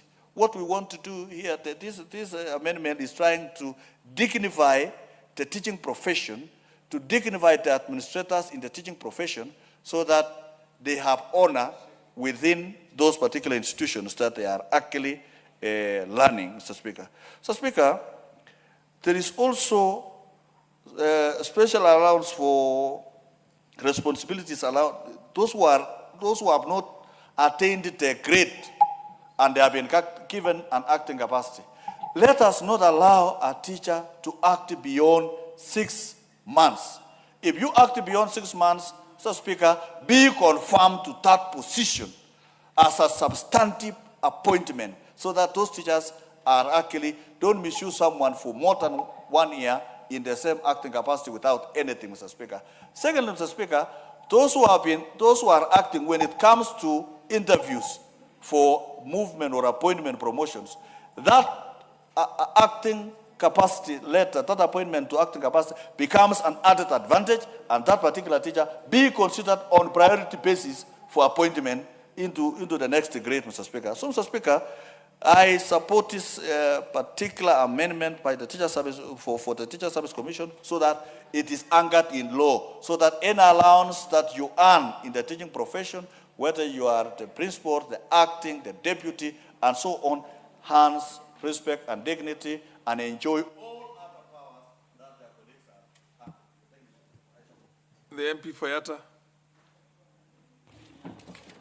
Yes. Thank you, Mr. Speaker. I rise to support the bill from onset from Honorable Arun on TSC Amendment Bill 2024.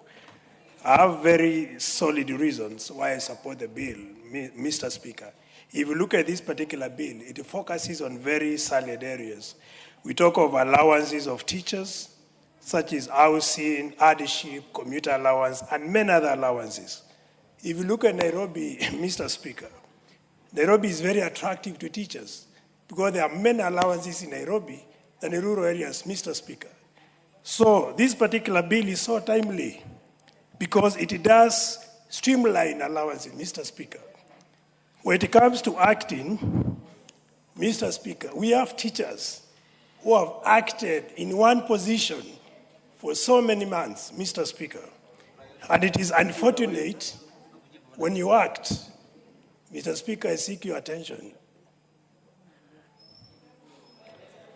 Yes, I'm saying there are many teachers who are acting in one position for so many months, Mr. Speaker. And you know, this demoralizes teachers.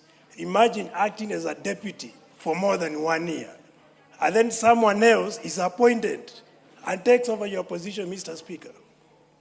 Therefore, this particular bill clarifies the period of acting between 1 month, maximum 6 months. If you do so or you exceed, through the bill, we propose TSC should actually appoint and confirm the particular teacher who is acting, Mr. Speaker. Therefore, Mr. Speaker, through the bill, there are many benefits that are going to be derived from the bill. And one of the benefits is going to motivate teachers Because if you have been acting and you have been confirmed, it means you'll be motivated. And as a result, even output teaching is going to improve. Therefore, Mr. Speaker, I do see very important benefits coming from this particular bill, Mr. Speaker.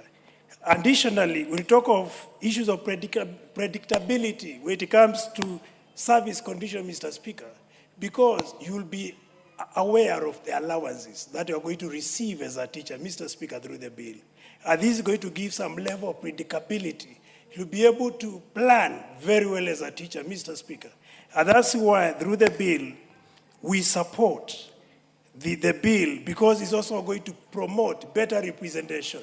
Because teachers, when they are motivated, they are going to teach better, as opposed to when they are demoralized. Because if someone has acted for so long in one position, this particular teacher will have no reason to teach properly. And this is going to compromise the quality of teaching, Mr. Speaker. And in principle, you'll be able to see performance dwindling as opposed to performance improving. Because when teachers are demotivated, then the output or the outcome will be poor performance of learners, Mr. Speaker. Importantly, Mr. Speaker, through the bill, there will be strengthened governance and standards, because TSC will be properly guided on how to remunerate teachers on allowances, at the same time on issues with appointments. And this is going to promote fairness, equity within teaching as a profession, as enshrined in Article 10 of the Constitution, Sabbatical 2B, which talks of equity and fairness in service delivery. Because through this particular bill, all these will be attained, and that's why we support the bill, Mr. Speaker. Importantly, when I look at this particular bill, it's also important to look at the drawbacks that are going to be realized through the bill. And I'm talking of budgetary implication. There'll be budgetary pressure, because remember, with the clarity on allowances, standardization on allowances, TSC will demand more budget. And that's why it's announced that appropriates budget for governance, for service delivery. We need to consider revising budget for TSC upward to be able to accommodate the amendment that we are proposing in this particular bill, Mr. Speaker. That's why when you look at the bill, the critics will talk of budget. And as a House, we need to take this into consideration so as we don't have a situation whereby TSC will push back the bill or raise an issue concerning how they are going to accommodate the new changes we are proposing. So with those few remarks, Mr. Speaker, I support the bill and seek to incorporate the amendments so that we make it watertight to have it become operational. Thank you, Mr. Speaker. Millie Odhiambo. Honorable Millie Odhiambo. Did you put in your name there just for or you seriously wanted to contribute? Of course, Mr. Speaker, I want to contribute, but I can also consult my colleagues, especially on the issues that are of concern in regard to ODM party. Yes, Mr. Speaker. That's not on the order paper today. What we have on the order paper is the Teacher Service Yes, Commission. but we can always proceed, we can have a preamble, Mr. Speaker. This is merely preamble. Many Kenyans are concerned about what is going on in ODM. But having said that, Mr. Speaker, I want to say that I want to support, and I'll be extremely brief on this, Mr. Speaker. Teachers are the first and primary nurturers of our children, and therefore we should treat them with a lot of dignity and a lot of decorum. Order, Honorable Makilap, Honorable Ndindi Nyoro. Mr. Speaker, you will consult in very low tones so that Honorable Mili can be heard. Proceed. Mr. Speaker, you know Honorable Ndindi Nyoro must be excited when I say there are issues in ODM party.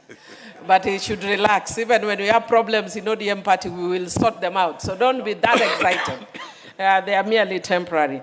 Mr. Speaker, I just want to say that I support the amendment because it's fairly straightforward.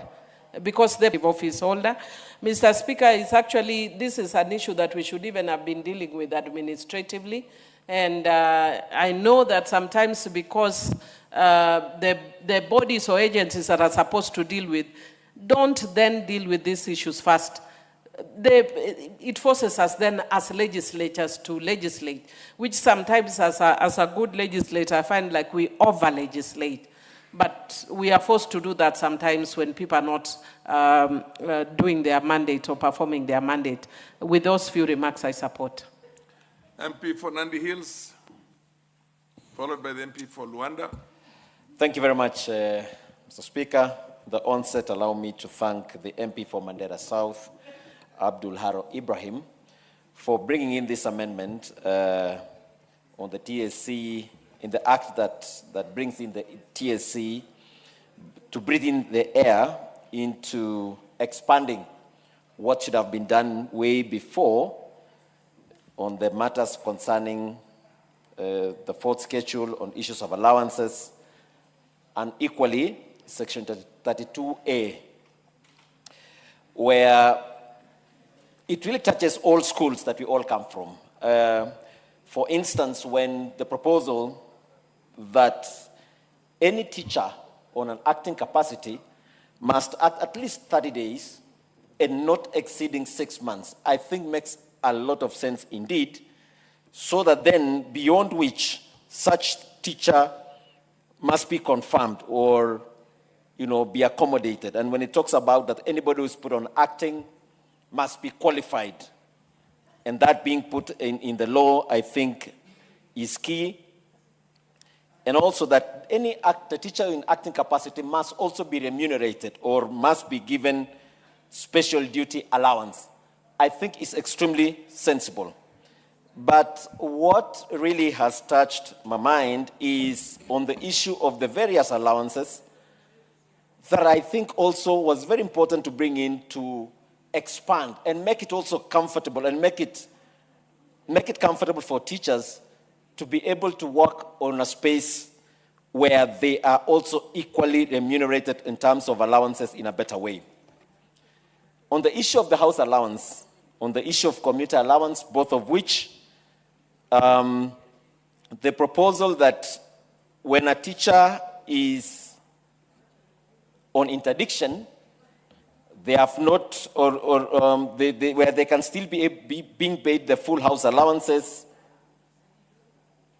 even though they are on half salary, I think also makes sense, because when you've not been proven or you've not been kicked out of service, I think it is important also for teachers to be supported in such a manner. But talking of the various the allowance that have been mentioned, whether it's hardship allowance, I think it has breathed here into it that when you leave an area of gazettement, that this hardship area, when you move, then that ceases. But of great interest to me, from the special duty allowance, responsibility allowance, special school allowance, readers facilitation and aid allowance, leave allowance, I'm keen on the transfer allowance, where the proposal that where there's a discretion of transfer of teachers from sub-county to another or inter-county transfer, that allowances be paid to such teachers. So my question is, what happens then to those sub-counties that are extremely so wide? Don't you think it would be reasonable also to consider that any form of a transfer, then, any transfer that happens, then those teachers must be given transfer allowance? Secondly, is even a situation where a teacher initiates on transfer, I think we should be able then to breathe in some air into it and say that it should not be only, say, in a period of 3 years or 2 years or even a year. If you make one transfer, then let us be considerate enough and give you some allowance to be able to move. Sometimes it's because of family issues and those challenges that makes a teacher to want to move from one place to the other, to be able to contribute in teaching, and contributing in the service of dispensing knowledge. I think that section IB must be reconsidered, just as I was just informed that in other, sector of the public service, even on transfer, you should be able to be given some support. So I agree with all the other allowances, but on this particular one, I want teachers, when they are moving from one place to the other, let them be considered for this transfer allowance. I thank you, and I support indeed this bill, except for those amendments that I've been able to put across the Member of Parliament for Mandera South. MP for Luanda. Thank you very much, Mr. Speaker, for the opportunity given so that I may also add my voice to this important matter about our teachers. First and foremost is to appreciate Mheshimiwa Abdul for this amendment that is well thought and goes a long way to address a number of gaps that currently exist in teacher management, Mr. Speaker. Mr. Speaker, in this 13th Parliament, I've had the privilege of sitting in the Education Research Committee, whereby our main duty has been to oversight, among many, Teacher Service Commission. And this has enabled me be able to interact with some of the challenges that our teachers go through, especially when it comes to this matter of acting, Mr. Speaker. Mr. Speaker, for far too long, our teachers have actually suffered some kind, to some extent, been mismanaged in the sense that teachers have been acting for far too long, Mr. Speaker. It will be unfair, and it has been, Mr. Speaker, that teachers act for a position for 3-4 years in the same station, then somebody is brought to take over the leadership on the basis that this teacher was initially not qualified to be acting on that position, Mr. Speaker. And therefore, this has resulted to many of our teachers being frustrated and being motivated, because after having acted for 3 years, then somebody is brought in the same station saying that you are not qualified. The question therefore is, why were you first of all given the duty to act? And therefore, this bill brings in the issue of certainty, Mr. Speaker. And if Teacher Service Commission should therefore be able to give an opportunity to a teacher to act, and the bill says that a minimum of 1 month to 6 months, Mr. Speaker, this will actually go a long way in curbing or eradicating the issue of teacher acting for 1 year, 2 years or so, Mr. Speaker. So for that, Mr. Speaker, I support. The other issue, Mr. Speaker, is whereby a teacher is given an opportunity to act, and the employer comes and says, indeed, you are not qualified to be acting, and therefore will not be confirmed. The bill says, Mr. Speaker, that if a vacancy is available, let us give it to a teacher who's qualified so that this teacher can actually be confirmed. And that says that we should move on and pay the respective allowances, Mr. Speaker. And therefore want to applaud my brother, who's found it well to really cure this gap in the law, whereby our teachers have been humiliated to some extent by having unnecessary years of acting, which therefore, which are never remunerated, Mr. Speaker.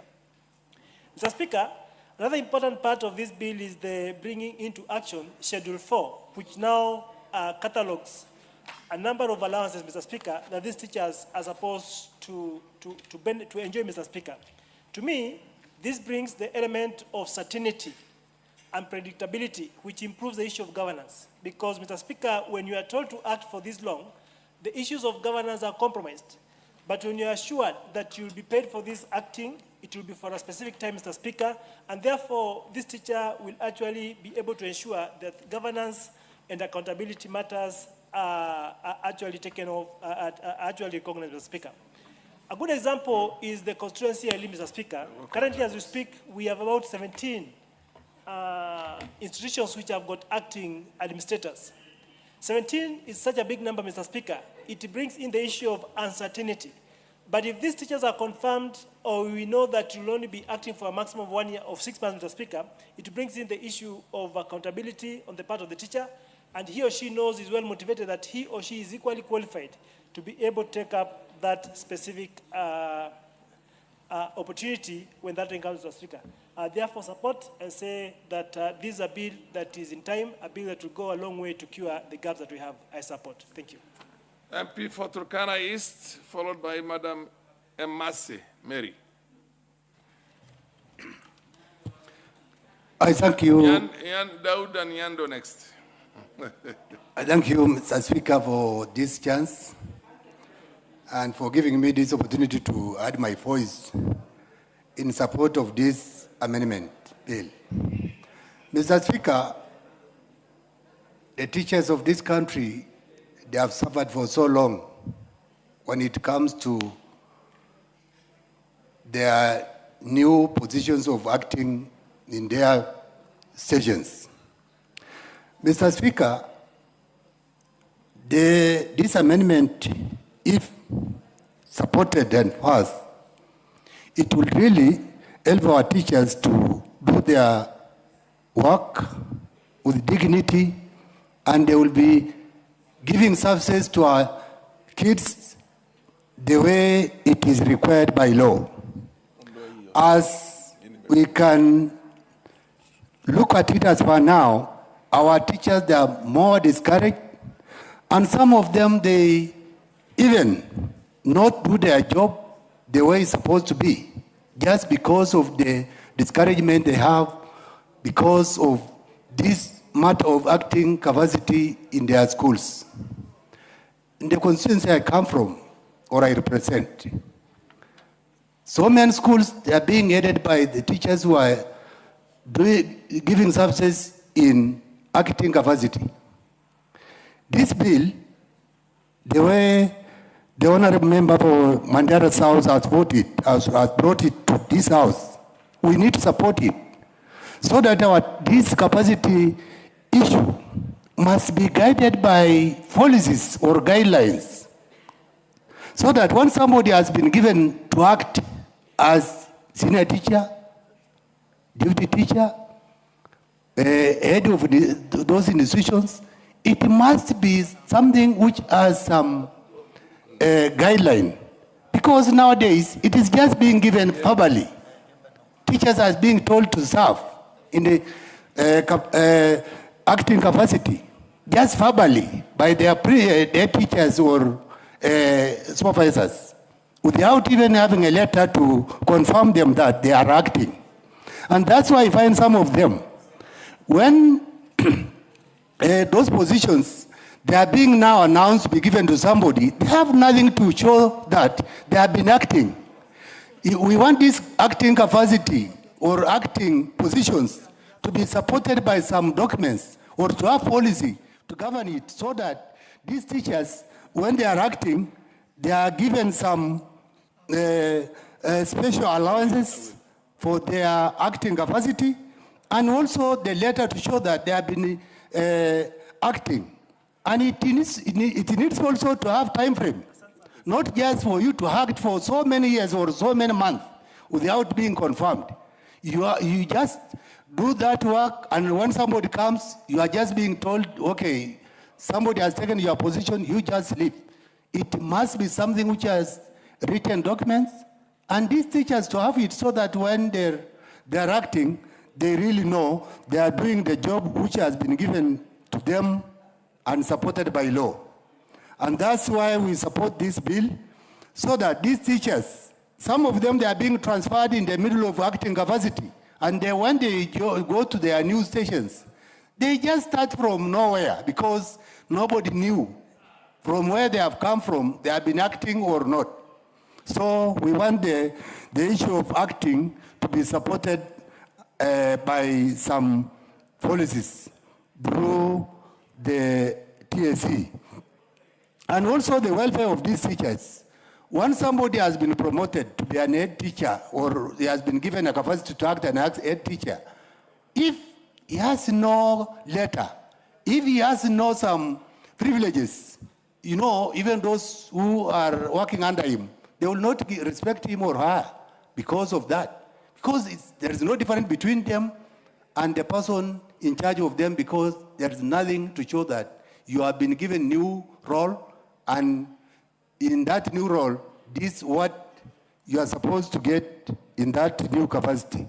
So, Mr. Speaker, I support this, and I ask all of my colleagues, we support this so that we can save our teachers of this country. Thank you, Mr. Speaker.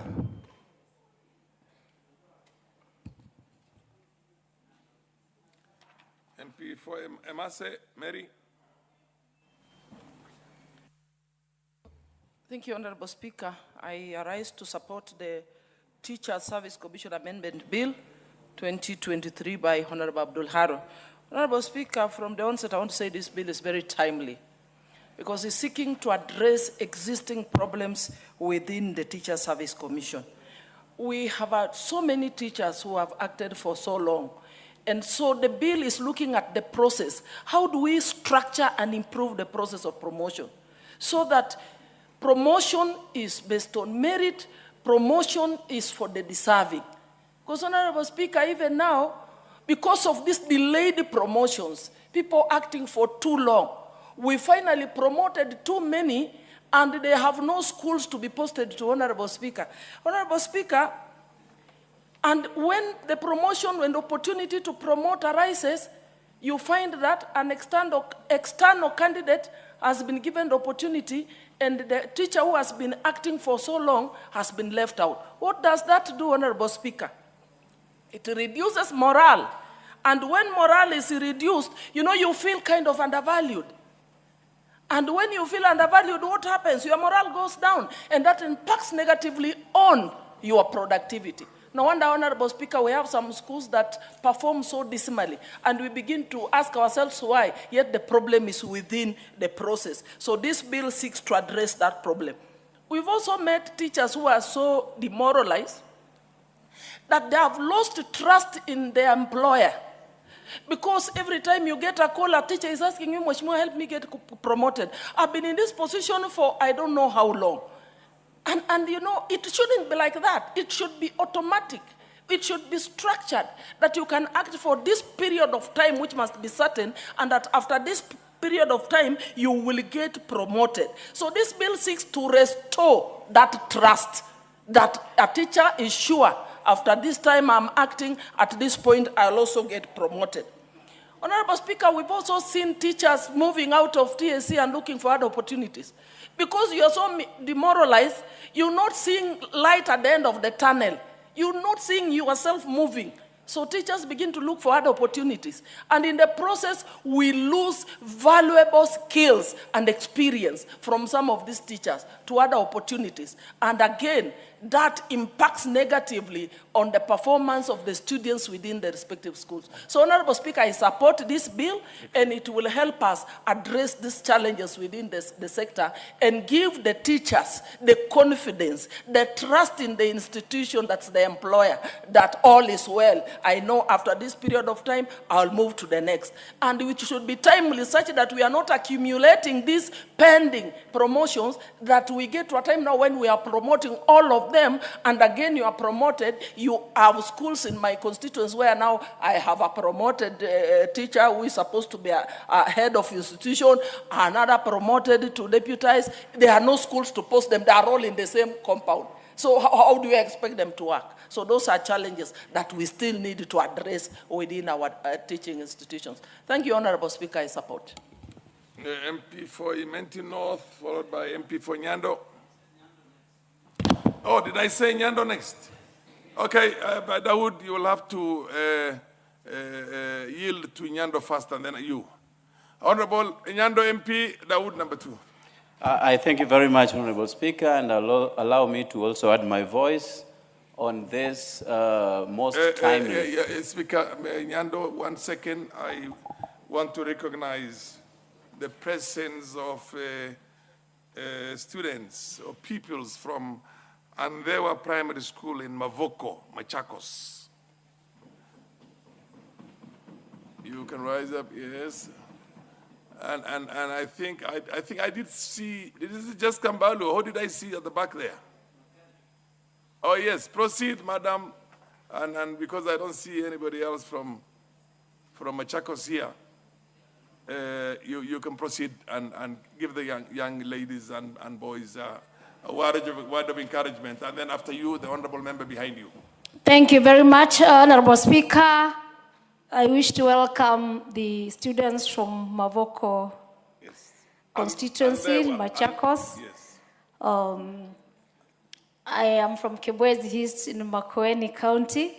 They are here to see the proceedings of the parliament, and I wish them the best.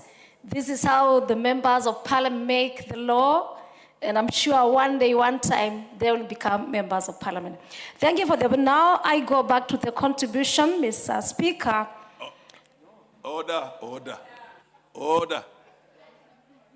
Order, don't hijack. The MP behind you, also from Ukambani, would you want to say a word of encouragement to the young boys and girls?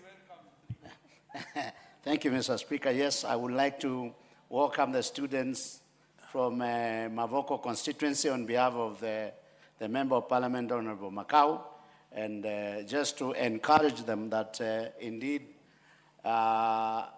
this is a way of learning how Parliament is, and hopefully in the future, one of them, among them, may become the next member of Parliament of Mavoko constituency. So I wish them well. Thank you very much, MP Mr. Speaker. Fanyando, proceed on with your contribution now. I thank you very much, Honorable Speaker. And with the same breath, allow me to also add my voice to the Teacher Service Commission Amendment Bill that is before us, Honorable Speaker. Honorable Speaker, I would be remiss not to make it clear that my late father was a teacher for many, many years before he retired in the year 1997. Honorable Speaker, the big difference between then and now is that they took a lot of pride in the good performance of their students. They never asked for more monies to supplement their stay and their comfort in schools, but they paid a lot of credence to the benefits accruing from good performance of their students, Honorable Speaker. And later in life, if their students made it, then that was a very big joy and ecstasy to the member of communities and the teacher fraternity, Honorable Speaker.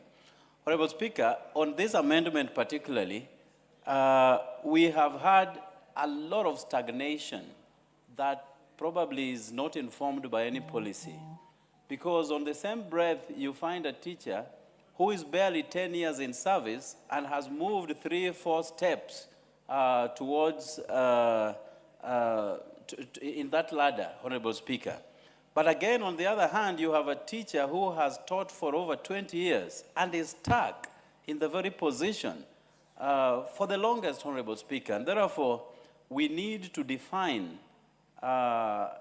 definitely so how a teacher moves from one grade to another, and also put a timeline, because a teacher should not be stuck in one position. It creates a lot of disappointment to teachers who work so hard to mold our children, Honorable Speaker.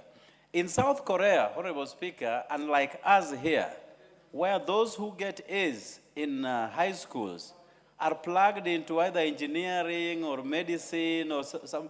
In Korea, those who are A students become teachers, Honorable Speaker, because they understand the importance of molding a child to become somebody in future, Honorable Speaker.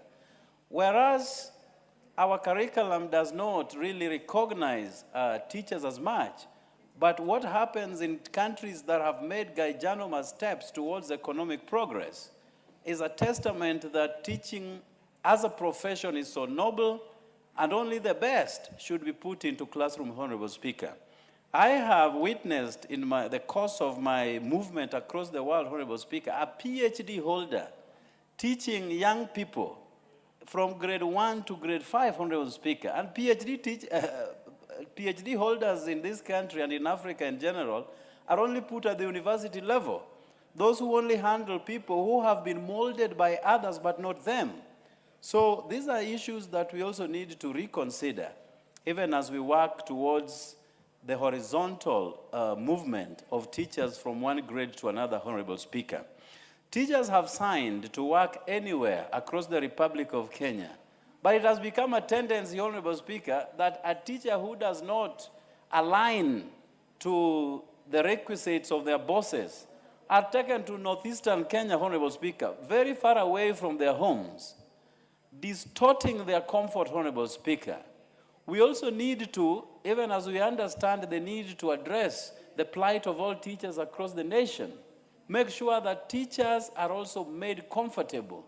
And disciplinary measures do not necessarily mean taking them far away from their families, Honorable Speaker.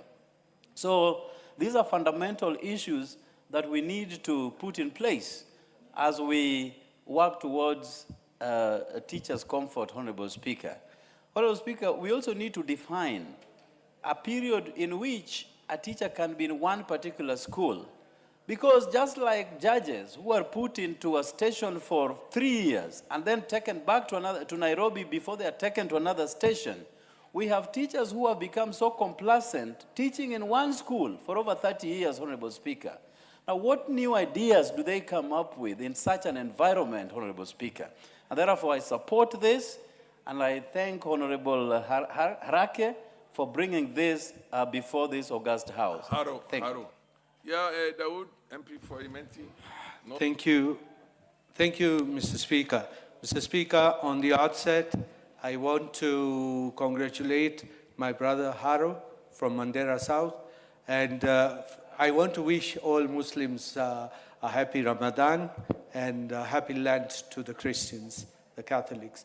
Mr. Speaker, what Honorable Haro has brought up, it's, I think, even if we say it can be done administratively, unfortunately, that's not what happens. Mr. Speaker, there is a teacher in my constituency. In fact, I was there 2 weeks back. She comes from Western Kenya, but she's been a teacher in my constituency, in my school, for 16 years. Been in acting position, initially as a deputy, then as a principal. Then a principal is posted. After 6 months, a principal goes. She again becomes a principal, a deputy, and that is in acting position for the last 5 years. And that's when I wonder, what exactly is the position of TSC in this whole matter? Mr. Speaker, we need to have something that is definable, that if any teacher serves in a position of a deputy or a principal, after 6 months, they should be confirmed, because that's the labor laws. The labor laws say that you cannot be in an acting position for more than 6 months. And if TSC is doing that, I think it's going against the labor laws of the country, and they should be cited for contempt. Mr. Speaker, the second one we need to sort out is, how are we going to treat the JSS, the junior secondary schools? At the moment, they are under the primary head teachers, who now run even the JSS. Do we now call the primary head teachers principals, so that they then are principals with extra responsibilities and extra funds? Because you cannot just call somebody to run the JSS and not give them extra funds or extra remuneration, and then you just expect them to do the job. Mr. Speaker, we need TSC to look into that. I hope Mr. Honorable Haro can even include the JSS in his bill, so that we pass it when we come to committee stage. Mr. Speaker, we talk about progression and promotion. Mr. Speaker, we should be like in the army or in the police force. A constable, the other day I heard a constable needs to move up to become a corporal, to become a sergeant, to become an inspector, and all the way up. In this, unfortunately, in the teaching profession, people have been there for ages and ages, like what Honorable Fonyando has just mentioned, have been there for more than 20 years, and they're stuck at one job group. They need to be shifted up, because if you have served for 3 or 5 years, then move them up. Give them a possibility to go higher and to be taken into administrative positions. Mr. Speaker, when Honorable Haro was talking, he said 98,000 administrators are in acting position. And I think that is the highest I have heard of any institution as per percentage. Mr. Speaker, we need to get to the bottom of this, and I ask my colleagues to join Honorable Haro, and let's make those changes what are necessary. Thank you, Mr. Speaker. Honorable Elachi Beatrice, followed by Honorable Ndini Nyoro. Thank you, Mr. Speaker.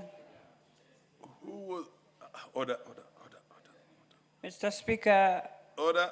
Honorable members, the chair has a lot of considerations. There's a lot of distribution, there's gender, there's regions, there are all the persuasions. So when the chair is reaching a decision, it's based on the best of intentions. So proceed, and I'll make sure you all get an opportunity. Thank you, Mr. Speaker. I also rise to support Mr. Speaker. Yes.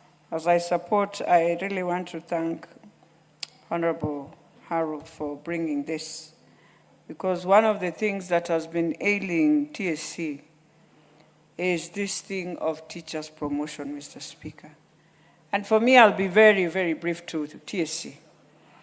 It is important for TSC to establish a very clear and transparent criteria and to ensure that when you're looking at this criteria, kindly also bring in the requirements that years of service is very critical, how you have performed in a school.